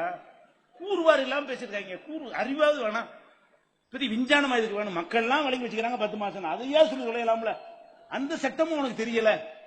அப்ப இந்த மாதிரி எல்லாம் சட்டம்ங்கிற பேர்ல எழுதின படிச்சா, ஒரு கிறுக்கு பைய எழுதின புஸ்தகத்தை படிச்சா எப்படி இருக்குமோ அதான் மதுஹப் கிதாபுங்க. என்ன சொல்லுங்க, ஒருத்தன் கல்யாணம் பண்ணிட்டான். கல்யாணம் பண்ணிட்டு எங்க போனான்னு தெரியல. ஒரு பொண்ணை கல்யாணம் பண்ணாங்க. கல்யாணம் பண்ணிட்டு இந்த வர்றேன்னு போனான். 1 மாசம் ஆச்சு ஆளை காணாம், 2 மாசம் ஆச்சு ஆளை காணாம், 3 மாசம் 4 மாசம் ஓடிக்கிட்டே இருக்குது. வருஷம் ஆச்சு. அந்த பொம்பளை என்ன செய்வா, அவளுக்கு ஆசாபாசம் இருக்குது, அவளுக்கு உணர்வுகள் இருக்குது. இந்த பொருளா இருந்துச்சு, மைக்கா இருந்துச்சு சொன்னா 100 வருஷம் கூட வச்சிருக்கலாம் வர்ற வரைக்கும். இந்த மைக்கு சொந்தக்காரன் போயிட்டான்னு வைங்க, இந்த மைக்கு ஒண்ணு ஆக போறது, பசம் போட்டு வைக்க வேண்டியதான், வந்து கிட்ட தூக்கி கொடுத்துட்டு போயிடலாம். மனுஷன் அப்படியா? அவளுக்குன்னு ஒரு உணர்வு இருக்கா இல்லையா? பெண்ணுக்கு ஆணுக்கு இருக்கிற மாதிரி அந்த பெண்ணுக்கு உணர்வுகள் இருக்கிறது. அவ என்ன, இந்த கணவர் வந்துருவாரு, அடுத்த மாசம் வந்துருவாரு, அடுத்த மாசம் எங்க இருக்கான்னு தெரியவும் இல்லை.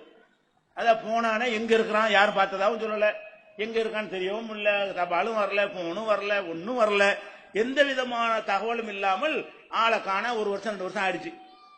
இப்ப ஹனபி மதகபுல போய் சட்டம் கேட்கறீங்க. சட்டம் கேட்டீங்கன்னா என்ன செய்யறது? இப்ப இந்த பொண்ணுக்கு இப்ப வாழ்க்கை வேணுமா இல்லையா? இந்த பொண்ணுக்கு ஒரு வாழ்க்கை வேணும் அப்படின்னா என்ன சொல்றாங்கன்னா, அப்ப ஒண்ணு செய்யுங்க, ஒரு 120 வருஷம் வெயிட் பண்ணுங்க. எத்தனை வருஷம்? 120 நாள் இல்ல, 120 வருஷம். ஏன் 120 வருஷம் ஆனா கண்டிப்பா செத்துருப்பான் அப்படின்னு முடிவு பண்ணி வேற கல்யாணம் பண்ணி பார்க்கலாம். இவளுக்கு கல்யாணம் பண்ணும்போது 20 வயசு, இன்னொரு 120 வருஷம் 140 வயசு கிளவியான பிறகு என்ன செய்வாங்களாம், நீ கல்யாணம் பண்ணிக்க. ஏண்டா கூமுட்டையெல்லாம் 140 வயசுல யாரா வாழ முடியும்? 140 வயசுல அந்த பொண்ணுக்கு எதுக்கடா வாழ்க்கை? புருஷனை காணாண்டு கம்ப்ளைண்ட் பண்ணா நாங்க பிரிச்சு வைக்கிறோம் பண்ணி விட்டு தொலைஞ்சிட்டு போவியா? புருஷன் இருக்கும் போதே அந்த பொண்ணு வேணான்னு சொல்லலாம்ல.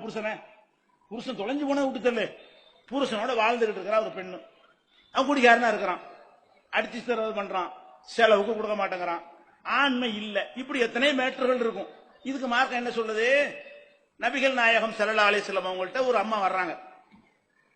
அல்லாஹ்வுடைய தூதரே, என்னுடைய கணவரை நான் மார்க்க விஷயத்தில் எந்த குறையும் சொல்ல மாட்டேன், அவருடைய நற்குணத்தை நான் குறை சொல்ல மாட்டேன். மாப்பிள்ளை சொல்லுது, என் மாப்பிள்ளை இருக்காரு நல்ல குணசாலியா இருக்கிறார், அதே மாதிரி தொழுகை பார்த்து எதுலையும் குறை கிடையாது, தீனிலையும் குறை இல்லை, குணத்திலையும் குறை இல்லை. அது மட்டும் போதுமா பொம்பளைக்கு? அது மட்டும் போதுமாண்ட, வாழ்க்கை வேணும்லங்க. ஆள் தொழுகிறாரு, அதெல்லாம் ஓகே, நல்ல குணம், அடிக்க மாட்டார், பேச மாட்டார், திட்ட மாட்டாரு, அதெல்லாம் ஓகே. அந்த அம்மா என்ன சொல்லுதுன்னு கேட்டா, இப்படி எந்த குறைவத்தை இல்ல, நான் அவரோடு இருந்தால் நான் மாறு செய்து விடுவேனோ, தீனை விட்டு நான் போய் விடுவேனோ, உலாக்கின்னி அக்ரஹுல் குஃப்ர பில் இஸ்லாம், இஸ்லாத்தில் இருந்து கொண்டே குஃப்ரை செய்து விடுவேனோ என்று பயப்படுகிறேன். அப்படின்னா என்ன அர்த்தம்? அவர்கிட்ட ஆண்மை இல்லை, அவற்றையோட நான் இருந்தா நான் தவறாக போய் விடுவேன், தப்பு செய்து விடுவேன், இஸ்லாத்தில் இருந்து கொண்டே அந்த தப்பு செய்த நிலைக்கு நான் ஆளாகி விடுவேன் என்று நபிகள் நாயகம் ஸல்லல்லாஹு அலைஹி வஸல்லம் அவங்கள்ட்ட அந்த அம்மா முறையிடுறாங்க. அப்படியா? அப்புறம்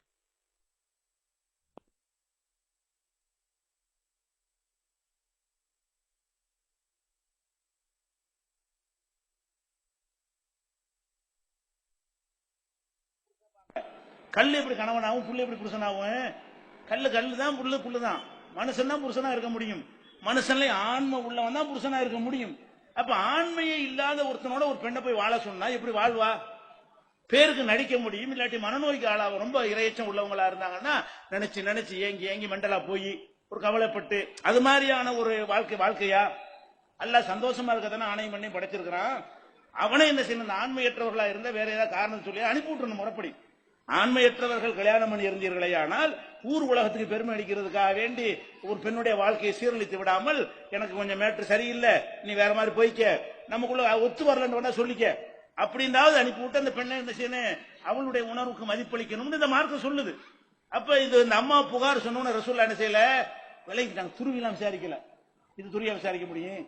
அதுல விளங்குது விஷயம். நல்ல குணம், நல்ல மனுஷன், இபாதத்தெல்லாம் உள்ளவர், அவரோட தான் தப்பு செஞ்சிருவேன் அப்படின்னு என்ன அர்த்தம்? அவரோட சந்தோஷம் இல்லைன்னு அர்த்தம்.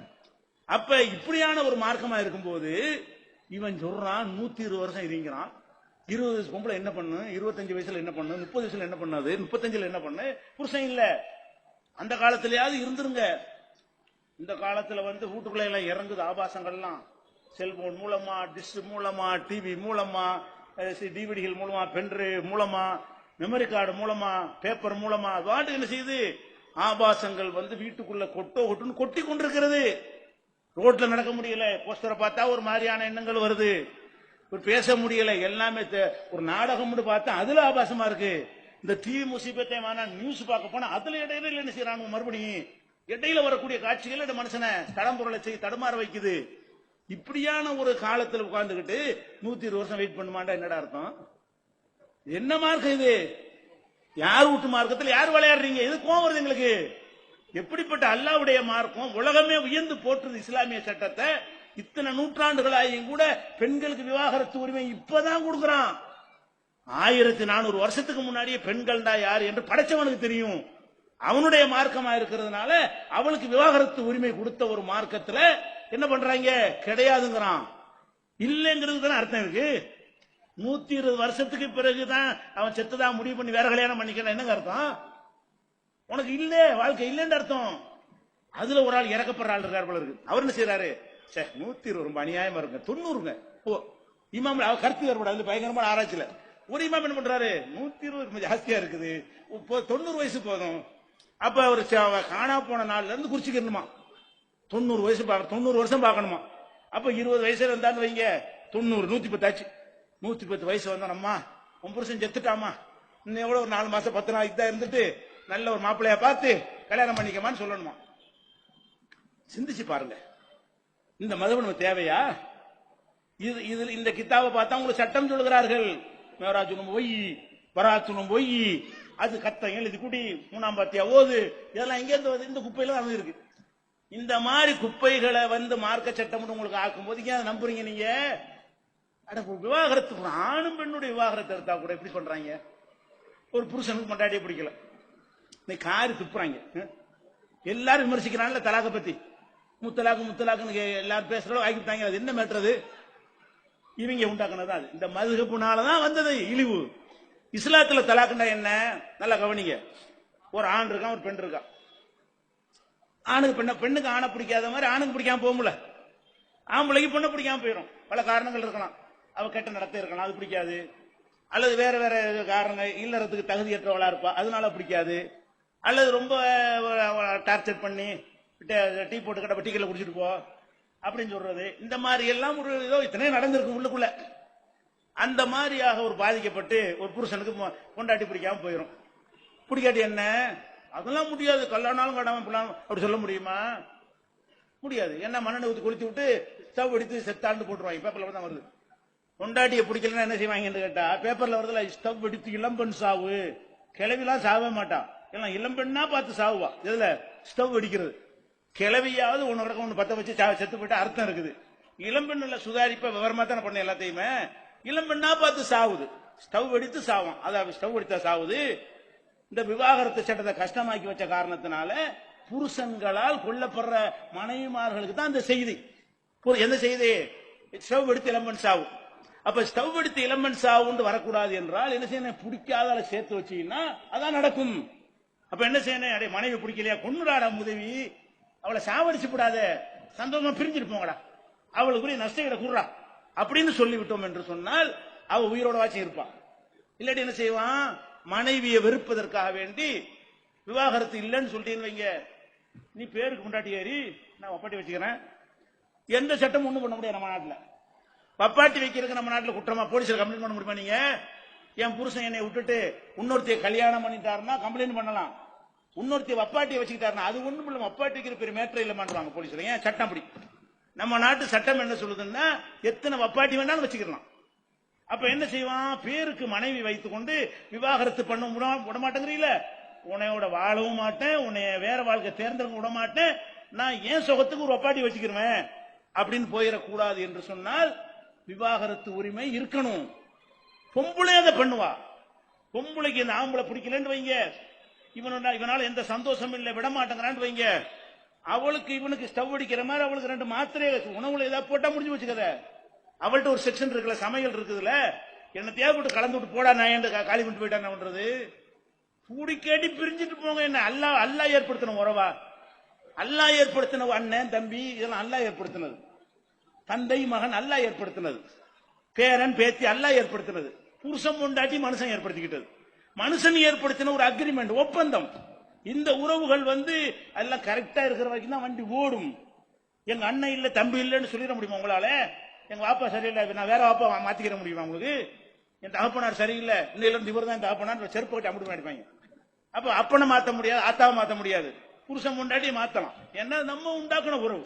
அப்ப நம்ம உண்டாக்குன உறவா இருக்கிறதுனால எல்லாம் சரியா வந்தா போங்க, சரியா வரடி பிரிஞ்சுக்கிறீங்க. இன்னும் சொல்ல போனா சில பெண்கள் என்ன பண்றாங்கன்னா, விவாகரத்து கொடுக்கலன்னு சொன்ன உடனே கள்ளக்காதலனோட கான்டாக்ட் வச்சுக்கிட்டு என்னை விட்டு விரும்பும் இல்லையே தப்பா இருக்க நாள் அவனோட சேர்ந்து போட்டு தள்ளிடுறாள்.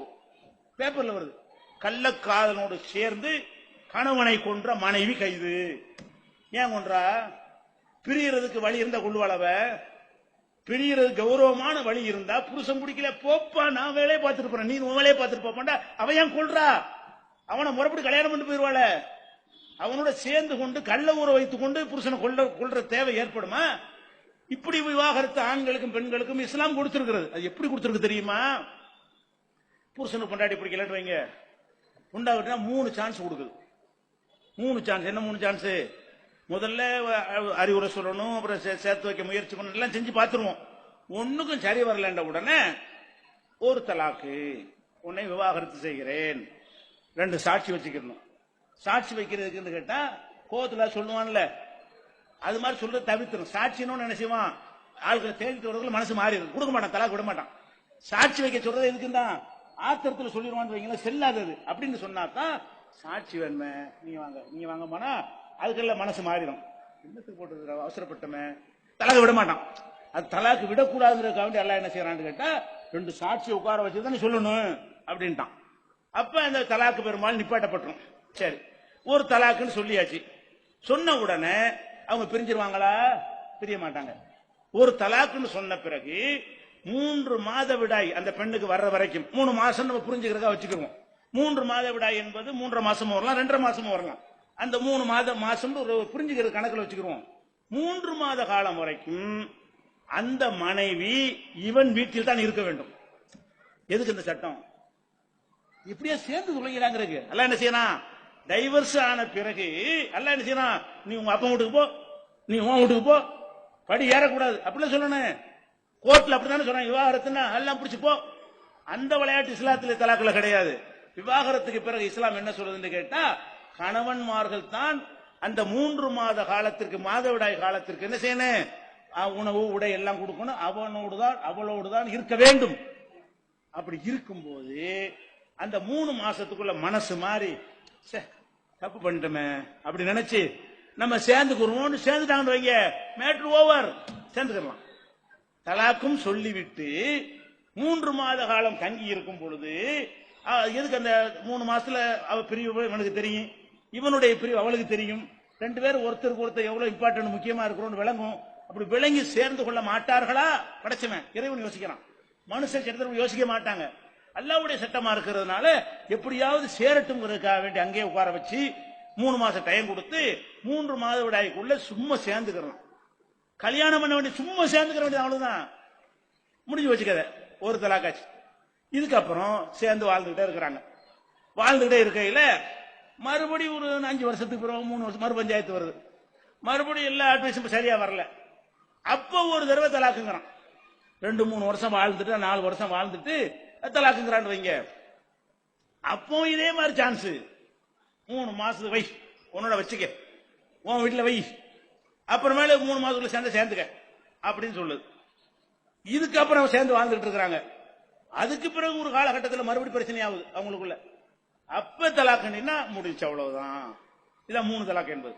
3வது தடவை இந்த தலாக்குன்னு சொல்லிட்டேன்னா, இந்த விளையாட்ட தலாக்குன்னா யோசிச்சு சொல்ல வேண்டிய ஒரு விஷயம். முதல் 2 சொன்னா ஓகே, 3வது சொன்னேன்னு சொன்னா முடிஞ்சிருச்சு, அவளை தனியா அனுப்பி விட்டுரு, நீ புருஷன் பொண்டாட்டி இல்ல அப்படின்னு மொத்தமா பிரிச்சு விட்டுருது. இதுல இந்த முதல் தடவை தலாக்கு விடுறாங்கல்ல, 2வது தடவை தலாக்கு விடுறாங்கல்ல, இந்த டைம்ல 3 மாசத்துக்குள்ள சேர்ந்து கொள்ளலாம்னு சட்டம் இருக்குது. 3 மாசம் கடந்துட்டா என்ன, தலாக்கு விட்டாச்சு, ஒரு தலாக்கு, 3 மாசம் தாண்டி போச்சு, சேரல, அவ அம்மா வீட்டுக்கு போயிட்டா, இவன் வீட்டுல இருந்துகிட்டு இருக்கிறான். ஒரு வருஷம் கழிச்சு யோசிச்சு பார்க்கறான், நல்ல ஒரு மனைவியை தேவையில்லாம நம்ம புண்படுத்திட்டோமே.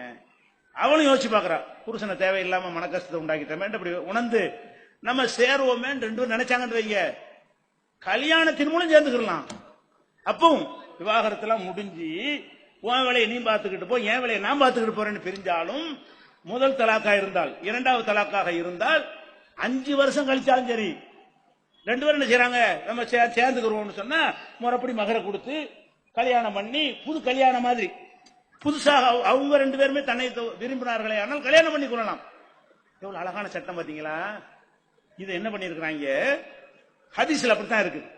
நபிகள் நாயகம் ஸல்லல்லாஹு அலைஹி வஸல்லம் காலத்திலையும் அபூபக்கருடைய காலத்திலையும் உமர் ரலியல்லாஹு ஆட்சியின் முதல் 2 ஆண்டுகளிலும் 3 தலாக் என்று ஒரு தடவை ஒருத்தன் சொன்னால், 3 தலாக் எப்படின்னு கூட சொல்லிட்டேன், 3 தலாக் ஒன்னாலும் சொல்ல முடியாது, ஒரு தலாக்கு தான். அப்புறம் ஒன்னா உட்கார்ந்து இருக்கணும், சேர வாய்ப்பு இருக்கான்னு பார்க்கணும், இல்லாட்டி அப்படி விட்டுற வேண்டியதான், போய்க்கிற வேண்டியதான். 3 விட்டுத்தான் பிரியணும் அவசியம் கிடையாது. ஒரு தலாக்கிலே பிரிஞ்சிட்டார்களே ஆனாலும் அந்த பெண் வேற கல்யாணம் பண்ணிக்கலாம், விரும்பின இவனை பண்ணிக்கொள்ளலாம், 3 கூட்டணும் அவசியம்லாம் கிடையாது. இப்படியான ஒரு சட்டத்தில் என்ன செய்யறாங்க, மதுகபில் என்ன செய்யறாங்கன்னு கேட்டா, மனைவியை கூப்பிடுறது, தலாக் தலாக் தலாக் முடிச்சு ஓட ஓட முத்தலாக் இருக்கு. இது பேர் என்னது, 3 தலாக் விட்டாராம். அல்ல தலாக் தலாக் தலாக் ஒரே நேரத்தில் 3ன்னு சொல்லிவிட்டு 3வது தலாக்கு விட்டால் எல்லாம் முடிஞ்சு போச்சு பாருங்க. அப்படி ஆக்கி விட்டு சேரவேளம் ஆக்கி விடுறாங்க. இதைத்தான் எல்லாம் கொடுமைங்கிறான். எல்லாம் கொடுமைன்னு பேப்பருக்காரன், டிவிக்காரன், மோடியில இருந்து பாடியில இருந்து 50 பேர் பேசலாம். எதை பேசுறான், முத்தலாக்கு சரியா நிற்கிறான். முத்தலாக்கு மார்க்கத்தில் இல்ல, இந்த கிறுக்கு பயிர்கள்ட்ட இருக்குது. எங்க மார்க்கத்தில் இல்லை, எங்க குரான்ல இல்லை, எங்க நபியுடைய வழிகாட்டுதலில் இல்லை. அப்ப நபிகள் நாயகம் காலத்துல ஒருத்தன் பொண்டாட்டியை பார்த்து முத்தலாக் என்று சொன்னால் ஒரு தலாக் அர்த்தம். நல்லா விளங்கிருங்க. நபிகள் நாயகம் காலத்துல மனைவியை பார்த்து தலாக் தலாக் தலாக்குங்கிறான், ஒரு சான்ஸை பயன்படுத்தி இருக்கிறாய். ஏன்னா குரான்ல கூட எல்லாம் எப்படி சொல்றான்னு கேட்டா, அத்தலாக்கு மர்ரத்தானி, தலாக்கு என்பது மீட்டிக்கொள்ற தலாக்கு என்பது மர்ரத்துனா டைம்ஸ், 2 டைம்ஸ், 2 தடவைகள். 2 தடவை நல்லா சொல்றான். 2 தடவைன்னு அர்த்தம், ஒரு விட்டுட்டு மர சேர்ந்து மர செய்யணும், அதான் 2 தடவைங்கிறது. ஒரு தடவை என்று சொன்னாலேயே ஒரு ஆரம்பம் இருக்கணும், ஒரு முடிவு இருக்கணும். உங்களுக்கு புரிஞ்சுக்கிறதுக்காக வேண்டி எளிமையா ஒரு உதாரணம் சொல்லுவோம். ஒரு ஆளு இட்லி சாப்பிடுறாரு, 10 இட்லி சாப்பிட்டு கையை கழுவுறாரு. எத்தனை சாப்பிட்டாரு, எத்தனை தடவை சாப்பிட்டாரு, ஒரு தடவை. இட்லி 10 இருக்கும், எத்தனை தடவை சாப்பிட்டாருன்னு சொல்லுவீங்க, ஒரு தடவை சாப்பிட்டாருமீங்க. 10 இட்லி. இன்னொருத்தர் என்ன செய்யறாருன்னா, ஒரு இட்லி திங்கிறாரு, திண்டு போய் கையெல்லாம் கழுவுறாரு, உட்கார்ந்துறாரு, மர வந்து இன்னொரு இட்லி திங்கிறாரு, மறுபடியும் கையை கழுவு மர திங்கிறாரு. இவர் திண்டது 3 இட்லி, எத்தனை தடவை சாப்பிட்டாரு, இட்லி 3 தான், எத்தனை தடவை, 3 டைம் சாப்பிட்டு இருந்தாலும் 3 தடவை. என்ன தடவைன்னு சொன்னா ஒரு எண்டு ஆயிடுச்சுல, தின்னுகிட்டே இருந்தா தடவை ஆகாது. நீ திண்ட, எந்திரிச்ச, கையை கழுவுன, முடிச்சுட்ட, அதுக்கப்புறம் மரம் வந்து உட்கார்ற, மரம் திரும்பி மறுபடியும் கையை கழுவுற, இன்னொரு தடவை மறுபடி. நம்ம என்ன கேட்போம், ஏன்டா மறுபடியும் முன்னொரு தடவை திங்கிறேன்னு கேட்போம். ஒரே நேரத்தில் 10 இட்லி திங்க கேட்பீங்களா, 10 இட்லி திங்கிறான், என்ன இன்னொரு தடவை சாப்பிடறேன்னு கேட்போமா, சாப்பிட மாட்டோம். கொஞ்சம் சாப்பிட்டு போன பையனை மரம் வந்து தட்டை வச்சுட்டு உட்கார்ந்தாண்டா, ஏன்டா இன்னொரு தடவை வந்தான்னு கேட்போம். ரொம்ப சாப்பிட்ட பையன் அவன் அது மாதிரி 10 மடங்கு சாப்பிட்டாலும் ஏன்டா இன்னொரு தடவை தின்னு கேட்போமா, கேட்க மாட்டோம். அப்ப தலாக்கு என்பது தடவைன்னு அல்லாஹ் சொன்னான். தடவைன்னு சொன்னாலேயே விவாகரத்து செய்து விட்டு திரும்ப சேரணும், சேர்ந்தா தான் மறுபடியும் தலாக்கு விட முடியும். சேராம விட்டேன்னா உன் பொண்டாட்டி இல்லாத எவ்வளவு விட்டுருக்கன்னு அர்த்தம். முதல் தலாக்குலே பொண்டாட்டி இல்லைன்னு ஆயிட்டா, அப்புறம் 2வது யாரை போய் தலாக்கு சொல்லுவ, நீ மர பொண்டாட்டி ஆக்கு, அப்புறம் தலாக்கு சொல்லு. முதல் தடவை விடும்போது மனைவியா இருந்தா, ஒரு தலாக்கு பிரிஞ்சுட்டாங்க, பிரிஞ்ச பிறகு மர எப்படி விடுவீங்க, அதாவது மனைவி இல்லையே, மனைவியே தலாக்கு விடுறதா என்ன செய்யணும், வா நம்ம மறுபடியும் சேர்ந்துக்கிறோம், சேர்ந்துட்டு விடணும். இப்ப சாதாரண அறிவுக்கும் பொருந்தது, ஹதீஸ்லயும் அப்படித்தான் இருக்குது. இவங்க மதுஹப் சட்டத்தில் என்ன தீர்ப்பளிக்கிறாங்க, இன்னைக்கு வரைக்கும் இஸ்லாத்துக்கு கேவலத்தை இதான் ஏற்படுத்துகிறது. இன்னைக்கு நாடு பூரா விவாத பொருளாகிட்டு இருக்கிற தலாக்கு விஷயம், அந்த இழிவை ஏற்படுத்தியது மதுஹப்புகள். 4 மதுஹப்புலையும், ஷாபி, ஹனபி, மாலிக், ஹம்பல், 4 மதுஹப்புக்கு இருக்கு பயிலும் முத்தலாக்கு 3 தலாக்கு என்றால் கதை முடிஞ்சிருச்சு. இதுல ஒரு கொடுமை உங்களுக்கு தெரியுமா, பெரிய அஜர்த்து அவருடைய மகளுக்கு இந்த மாதிரி மருமகங்கார முத்தலாக்குட்டான், பெரிய அஜர்த்துங்க. அவர் மகளுக்கு கல்யாணம் பண்ணி கொடுத்தாரு, அவன் புருஷங்காரன் என்ன பண்ணிட்டான், மருமகங்காரன் முத்தலாக்கு தலாக்கு தலாக்கு தலாக்குட்டான். இவர் மதுகப்படி நம்ம விஷயம் முடிஞ்சு போச்சு, இவர் மதுகப்பு சட்ட பிரகாரம் எல்லாம் முடிஞ்சு போச்சு.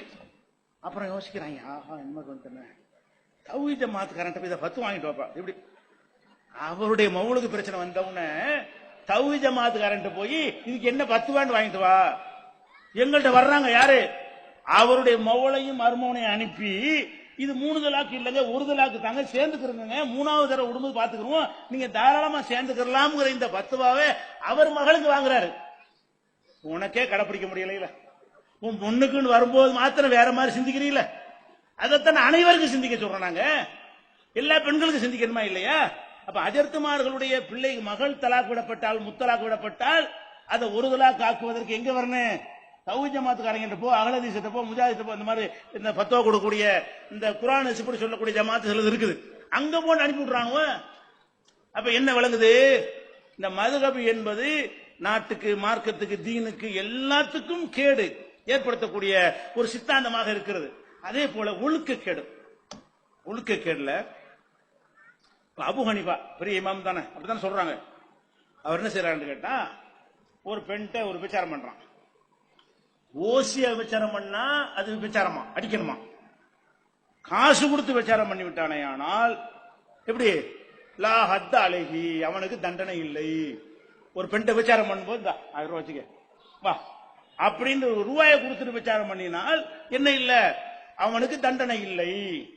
அதைத்தான் உலகம் பூரா விபச்சார கூடங்கள்ல சிவப்பு ரெட் லைட் ஏழாவது நடந்துகிட்டு இருக்கிறது. அது விபச்சாரம் கிடையாது ஹனஃபி மதுஹப் பிரகாரம். ஏன்? மகர் மாதிரி இருக்குதான் இது. எப்படி ஆதாரம் என்னது? பெண்ணுக்கு மகர் கொடுக்கிறோம்ல, இது மகர் கொடுத்துட்டாராம். இது விபச்சாரிட்ட போகும்போது ரூபாயை கொடுத்துட்டோம்னு சொன்னா மகர் கொண்டு கொடுத்துட்டான்ல, மகர் மாதிரி வந்துருச்சுல.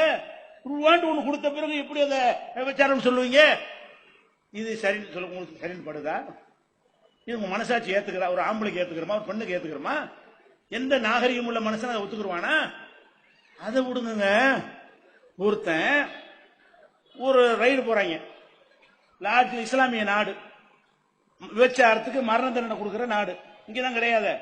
விபச்சாரம்னா மரண தண்டனை கொடுக்கக்கூடிய ஒரு முஸ்லீம் நாடு. அங்க போய் ரைடு விடுறாங்க. ஒரு ஆம்பளையும் ஒரு பொம்பளையும் மாட்டிக்கிட்டாங்க.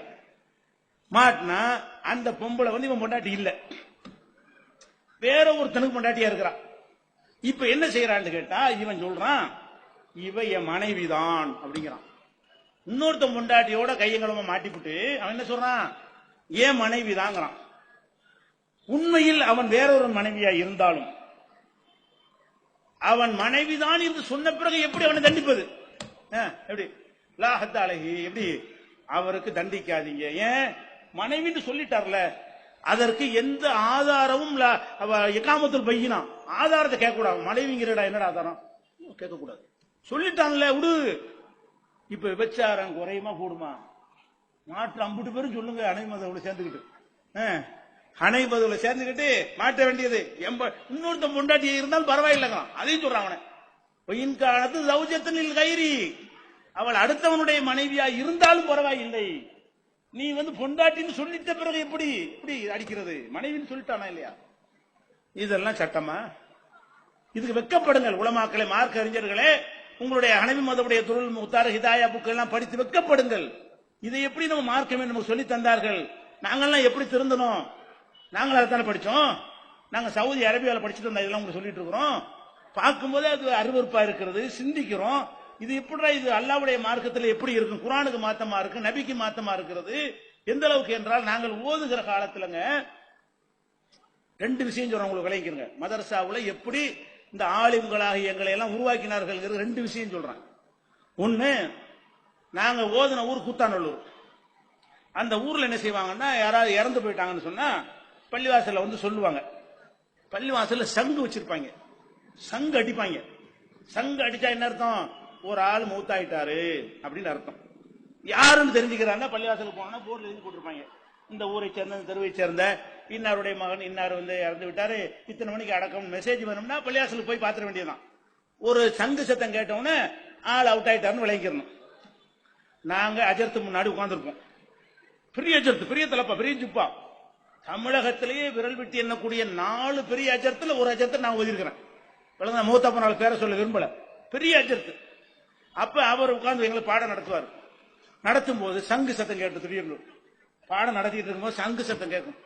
சங்கு சத்தம் கேட்ட அல்ஹம்துலில்லாஹ் அப்படின்னு என்ன செய்வோம்? அஜர் சொல்லுவாரு. யாரு? ஒரு ஆள் மூத்தா போனா என்ன சொல்லணுங்க? இன்னா லில்லாஹி வ இன்னா இலைஹி ராஜிஊன் தானே சொல்லணும். மூத்தா போயிட்டாங்கிறதான சங்குக்கு அர்த்தம். அதுக்கு தானே சங்கு அடிக்கிறான். அப்ப அஜர்த் என்ன செய்வார்னா அல்ஹம்துலில்லாஹ் பாரு. அதோட நிப்பாட்டாரு. அவர் எல்லாரையும் மறைக்காம கூப்பிடுவாரு. அந்த அஜர்த் யாருன்னு விளங்கிக்கணும்னு நினைக்கிறேன். அஜர்த் மார்களுக்கு யாரா இருந்தாலும் மறைக்காம தான் கூப்பிடுவாரு. மறைக்கான் நல்ல வேட்டை. ஒருத்தன் இறந்து இருக்கிறான், அதை வேட்டேன்னு எங்களுக்கு சொல்லி தந்தார்களே, ஆனால் எப்படி எங்களுக்கு இரையச்சம் வரும்? அப்பதான் வெறுக்க ஆரம்பிச்சோம். இது வியாபாரம் ஏமாத்துறாங்க. மார்க்கம் என்கிற பெயர்ல குர்ஆனை விட்டு நம்மளை அப்புறப்படுத்தி, ஹதீஸை விட்டு அப்புறப்படுத்தி நம்ம நரகத்தில் கொண்டே தள்ளுவதற்காக வேண்டி இவர்கள் இந்த மாதிரி வேலையை செய்திருக்கிறார்கள் எண்ணம் அப்பதான் எங்களுக்கு வருகிறது. அப்ப மறைக்காம வேட்டேன்னு ஒரு அஜர் சொல்லா இன்னாலில்லாஹி சொல்லுடான்னு சொல்லி எங்களை அடித்து திருத்த வேண்டியவர் என்ன செய்யறாரு? அல்ஹம்துலில்லாஹ்னு சொல்லி அவரும் ஜேனங்களோட சிரிக்கிறார் என்று சொன்னால், ஒரு மூமினுடைய மரணம் ஒரு சின்ன ஒரு கவலையை கூட, பாதிப்பை கூட எங்களுக்கு கற்றுத்தந்த ஆசானுக்கு ஏற்படுத்தவில்லை என்று சொன்னால் அதன் மீது எங்களுக்கு எப்படி பக்தி வரும்? அதனால ஓதி முடிச்சோம், வியாபாரத்துக்கு ஓடி போயிட்டோம்.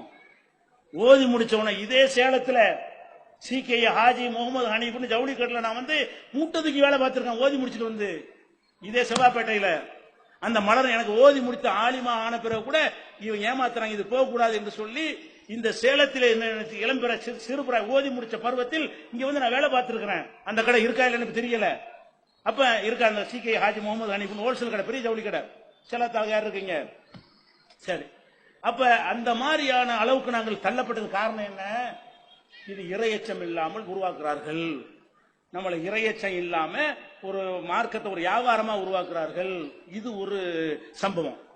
அதே அஜர்த் என்ன செய்வார்னா, பாடம் நடத்தும் போது நூல் முடிஞ்சுக்கிட்டே தான் பாடம் நடத்துவார்.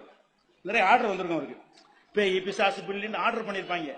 நூல் முடிஞ்சுக்கிட்டு தட்டுல எழுதிக்கிட்டு தான் பாடம் நடத்திக்கிட்டே இருப்பார். நல்ல யாவும் சக்தி உள்ளவர். நூலை முடியவும் செய்வார், பாடம் நடத்திக்கிட்டு இருப்பார். நல்ல திறமையெல்லாம் இருக்கும். அப்ப பாடத்துல வரும் மண் தல்லக்க தமீமத்தன் பக்கத்து அஷரக்க அஜர்த் ஓதி தருவாரு. யார் தாயத்தை தொங்க விட்டானோ அவன் அல்லாவுக்கு இணை கற்பித்து விட்டான். மிஸ்காத்துங்கிற கிதாபுல வரும். அது அஜர்த் எங்களுக்கு சொல்லுவார். அஜர்த் அதானே நீங்க பண்றீங்க? நான் கேட்டேன், நான் தெரியாதனமா தாயத்து போட்டா ஷிர்க்குன்னு படிச்சு தர்றீங்களே, ரசூலுல்லாஹ் சொன்னாங்கிறீங்க, நீங்க அதை முடிச்சு போட்டுக்கிட்டு தானே எனக்கு ஓதி தர்றீங்கன்னு கேட்டுவிட்டேன். அந்த மிஸ்காத்து கிதாபை தூக்கி என் மேல எரிஞ்சு அந்த ஹதீஸ் கிதாப இந்த கேள்வி கேட்டதுக்காக வேண்டி இன்னைக்கு பசுமரத்தாடியா பதிஞ்சிருக்கிறது மூஞ்சல எரிஞ்சு, அட்டை உனக்கு கல்யாணம் பண்ணி புள்ள குட்டி இருந்தா உனக்கு தெரியும்டான்ட்டாரு. நேற்று நீ சிங்கிள் மேன், உனக்கு காசு தேவையில்லை, எனக்கு நான் புள்ள குட்டி கொம்பரெல்லாம் வச்சுட்டு இருக்கிறேன், சம்பாதிக்கணும், நான் என்ன பண்றது? அப்ப இது மார்க்கம் எதுக்கு உள்ளது? இது கதை இல்ல, கற்பனை இல்ல, நிஜமாக என் வாழ்க்கையில் கூத்தானூரில் நடந்த சம்பவங்கள். இவர்களை எல்லாம் பார்த்து விட்டு தான் ஆகா இது மார்க்கத்தை மறைக்கிறாங்க. அப்புறம் வியாபாரத்துக்கு போய் பல விதமான எல்லா விதமான வியாபாரம் நான் பண்ணிட்டோம். குழந்தைதா நாங்க தூக்காத மூட்டை கிடையாது, சைக்கிள் லோடு அடிச்சிருக்கிறோம், 200 கிலோ லோடு அடிப்போம். அது பரவாயில்ல, சந்தோஷமா இருந்துச்சு எங்களுக்கு. 200 கிலோ சைக்கிள்ல வச்சு மிதிச்சிட்டு போவது எங்களுக்கு இன்பமாக இருந்தது. இந்த மாதிரி பொய்யான மார்க்கத்தை சொல்வது அருவருப்பாக இருந்தது. இப்படி எல்லாம் போய் எல்லா விதமானது பண்ணி ஒரு அஜர்த் இழுத்து கொண்டாந்து விட்டுட்டாருன்னு வைங்களேன். இல்லாட்டி எப்படி போயிட்டு போய் நாங்க வியாபாரியா போயிருப்போம். அப்ப நாங்கள் குர்ஆன் ஹதீஸை நாங்க எங்களுக்கு தெரிஞ்ச வகையில படிக்கும் பொழுதுதான் ஆஹா குர்ஆனுக்கும் இந்த மதஹபுக்கு மார்க்கத்துக்கு சம்பந்தம் இல்லை, பொய்யா சொல்றாங்க. அல்லாஹ்வுடைய எதுக்கு இந்த மார்க்கத்தை நம்ம இருக்கிறோம்? சொர்க்கத்துக்கு போறதுக்கான, சொர்க்கத்துக்கு போறதுக்கு இருக்கணும். சொர்க்கத்துக்கு போறது என்ன வழியை காட்டணும்?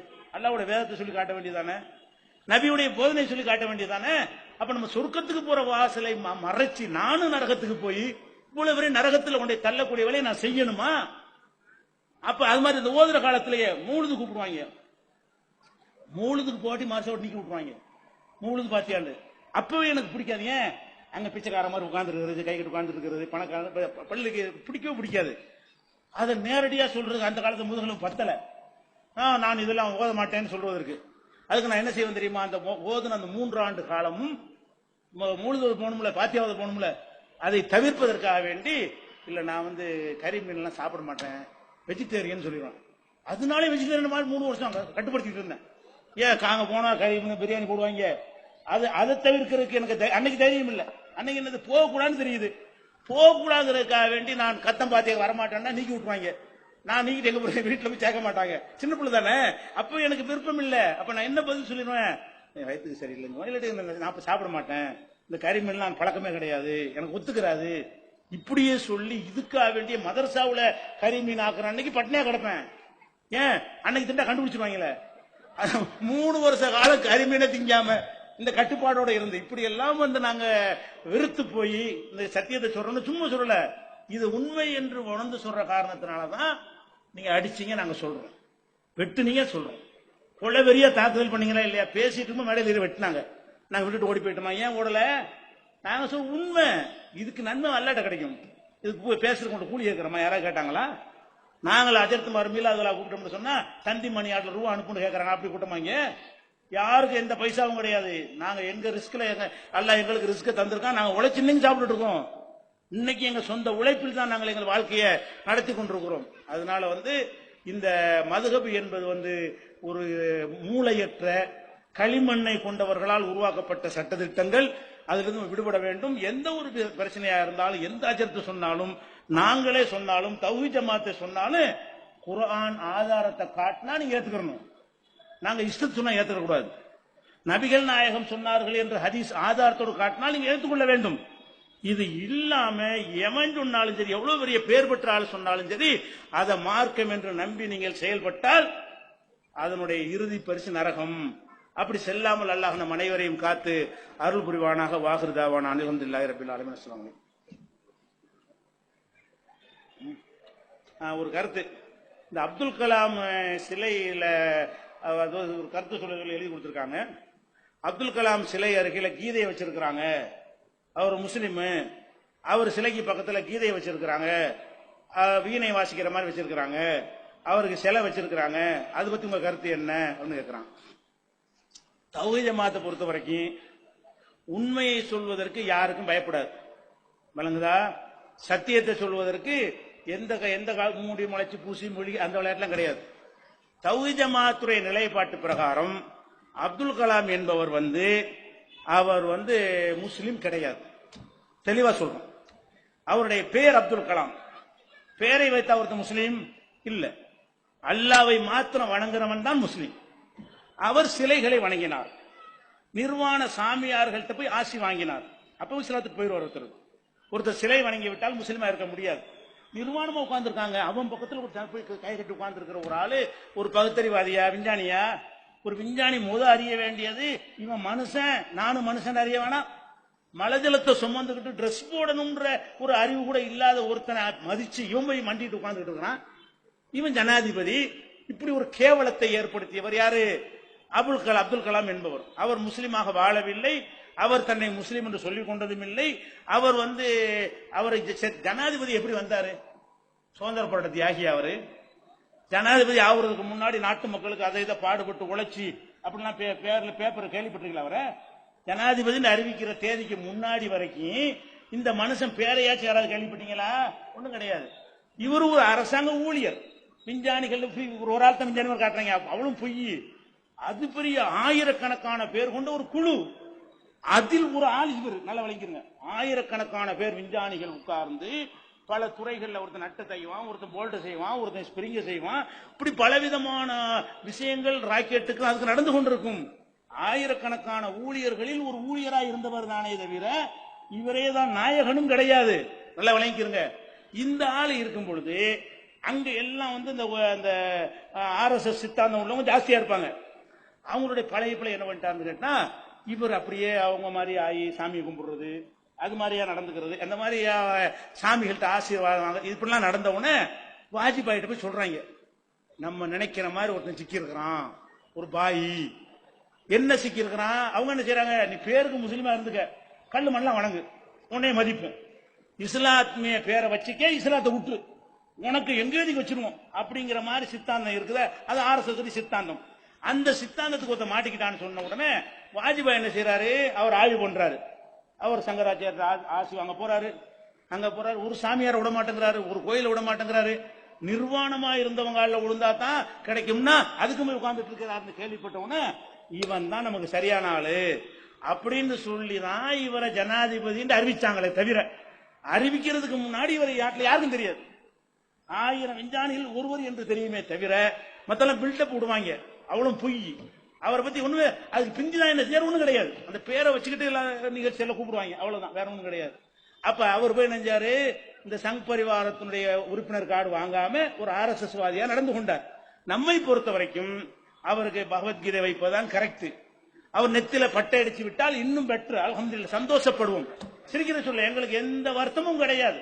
அவர் வீணை வாசிக்கிற மாதிரி இருந்தாலும் சரி, இப்படி காஸ்தாம நிர்வாண சாமியார்ட்ட கும்பிட்டார அதை கூட சிலையா வச்சுக்க, எங்களுக்கு எந்த வருத்தம். ஏன் அவரே நான் வந்து சிலை வணங்கின்னு சொன்னவருக்கு சிலை வச்சா என்ன, வைக்காட்டி எங்களுக்கு என்ன? குரானை கொண்டு வச்சு பக்கத்தில் வச்சிருக்காங்க, எவனோ சொன்னதுக்காக. குரானை வச்சா குரானுக்கு இழிவுன்னு போராட்டம் எல்லாம் நினைச்சிட்டு இருக்கும்போது அவங்களே போராட்டம் தூக்கிட்டாங்க. இன்னைக்கு குரானை கொண்டு ஏன்டா அவங்க ஆள்ல கொண்டு வைக்கிற? குரான் எவ்வளவு புனிதமான வேதம், அதை ஏன் கொண்டு வைக்கிற? நீ குரானையும் வைக்காத, பைபிளையும் வைக்காத, நீ வைக்கிறது பகவத்கீதை, ராமாயணம், உன்னுடைய எல்லா புராணத்தையும் கொண்டு வை, பூணூல கூட ஒன்று போட்டு விட்டுக்க, எங்களுக்கு எந்த ஒரு மறுப்பும் கிடையாது. அவர் இஸ்லாமிய சமூகத்தோட ஒட்டவும் இல்லை. முஸ்லிம்களுக்கு குஜராத் போன்ற கலவரங்கள்ல பாதிப்பு ஏற்படுத்த வாயை கூட திறந்தது இல்லை. அவர் இவ்வளவு பெரிய அநியாயம் நாட்டு நடக்கலாமா என்று என்ன செஞ்சிடல. முஸ்லிம்களுக்காக, முஸ்லிம் சமுதாயத்துக்காகவும் அது அநியாயம் செய்யப்படும் போது சும்மா குரல் கொடுக்க வேணாம். இவ்வளவு கொத்து கொத்தா கொள்றாங்க கூட ஒரு வாயை திறந்தாருன்னா திறந்ததும் இல்லை. அப்ப அவரை வைத்து கோடாலி காமமாங்கல்ல, கோடாலி காமனா என்னது? மரத்தை வெட்டுறதுக்கு இந்த இரும்பு தானே வெட்டுது, கோடாலியில் இரும்பு தான் வெட்டும். இரும்பு தன்னால வெட்டுமா? இரும்புக்கு மரம் துணை செய்யணும். மரத்தை வெட்டுறதுக்கு மரத்தினால கோடாலி காம்பு போடுறான்ல, அந்த மரத்தை வச்சுதான் என்ன செய்ய முடியும், வெட்ட முடியும்.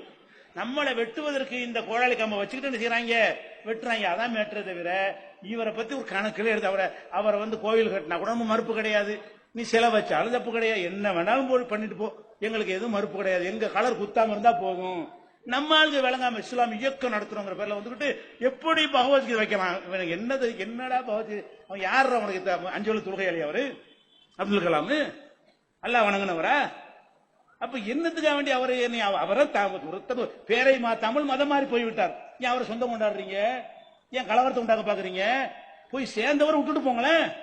நம்ம அப்துல் கார் ஒருத்தர் இருக்காரு, இஸ்லாம் வேணான்னு போயிட்டாரு, அவர் போய் எரிச்சா உனக்கு என்ன? அப்துல் காரை இருந்தாரு, இருந்தவர் கொண்டு இணைஞ்சிட்டாங்க, மதம் மாறி போயிட்டாருன்னு அவங்க எரிக்க அந்த சமுதாயம் கூட்டிட்டு போனாங்க. நீ ஏன் சண்டைக்கு போற? எங்களுக்கு விரும்பி வந்தோம் வரட்டும். ஏன் ராமசாமி இருந்து அப்துல் காரை வந்து தலை தூக்கி கொண்டாடுவோம். ஏன்?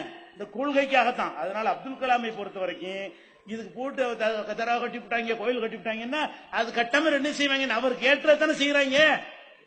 அவர் எதை விரும்பினாரோ எப்படி நடந்தார் அதைத்தானே செய்யறாங்க. அவருக்கு ஏற்றதை செய்யும் பொழுது ஃப்ரீ பஞ்சாயத்து ஆகிட்டு இருக்கிறீங்க. இந்த கண்டுக்கிறவே செய்யாது, அது ஒரு மேட்டராவே எடுத்துக்கிறாதீங்க. அதான் தௌஹீத் நிலைப்பாடு. அவர் அந்த பகவத்கீதை கரெக்டா தான் நரேந்திர மோடி RSS ஆட்கள் கரெக்டா அது கணித்து, இவர் இதுக்குரிய ஆள் தான், சிக்கந்தர் பகத் மாதிரி, முக்தார் அப்பாஸ் நக்வி மாதிரி இவர் ஒரு ஆள் கிடைச்சிருக்காருன்னு சொல்லி செய்யறாங்க. அதுல வந்து நம்ம கவலைப்படுற உண்மை கிடையாது. ஒரு அப்துல் கலாம் போனதுக்கு 1000 பேருக்கு மேல பெரிய பெரிய விஞ்ஞானிகள் கூட்டம் சேர்ந்துகிட்டு இருக்கான். வழங்குதா? இவர் நாளையெல்லாம் இஸ்லாத்துக்கு பெருமை இல்லை. இஸ்லாத்தில் அவர் இருந்தால் அவருக்கு பெருமை. இஸ்லாத்தை விட்டு போனால் இஸ்லாத்துக்கு எந்த சிறுமையும் கிடையாது, வளர்ந்துகிட்டு தான் இருக்குது. இவர் போனதுனால இஸ்லாத்துக்கு போயிருச்சா? இன்னைக்கு வளர்ந்து கொண்டே இருக்கிற ஒரே மார்க்கமாக இந்த மார்க்கம் இருக்கிறது. இந்த மார்க்கம் அவருடைய கொள்கையினாலையும் கோட்பாட்டினாலையும் சித்தாந்தத்தினாலையும் பெருமை பெற்றிருக்கே தவிர ஆட்களை கொண்டு அல்ல என்பதுதான் தௌஹீத் ஜமாத் கருத்து. அஸ்ஸலாமு அலைக்கும்.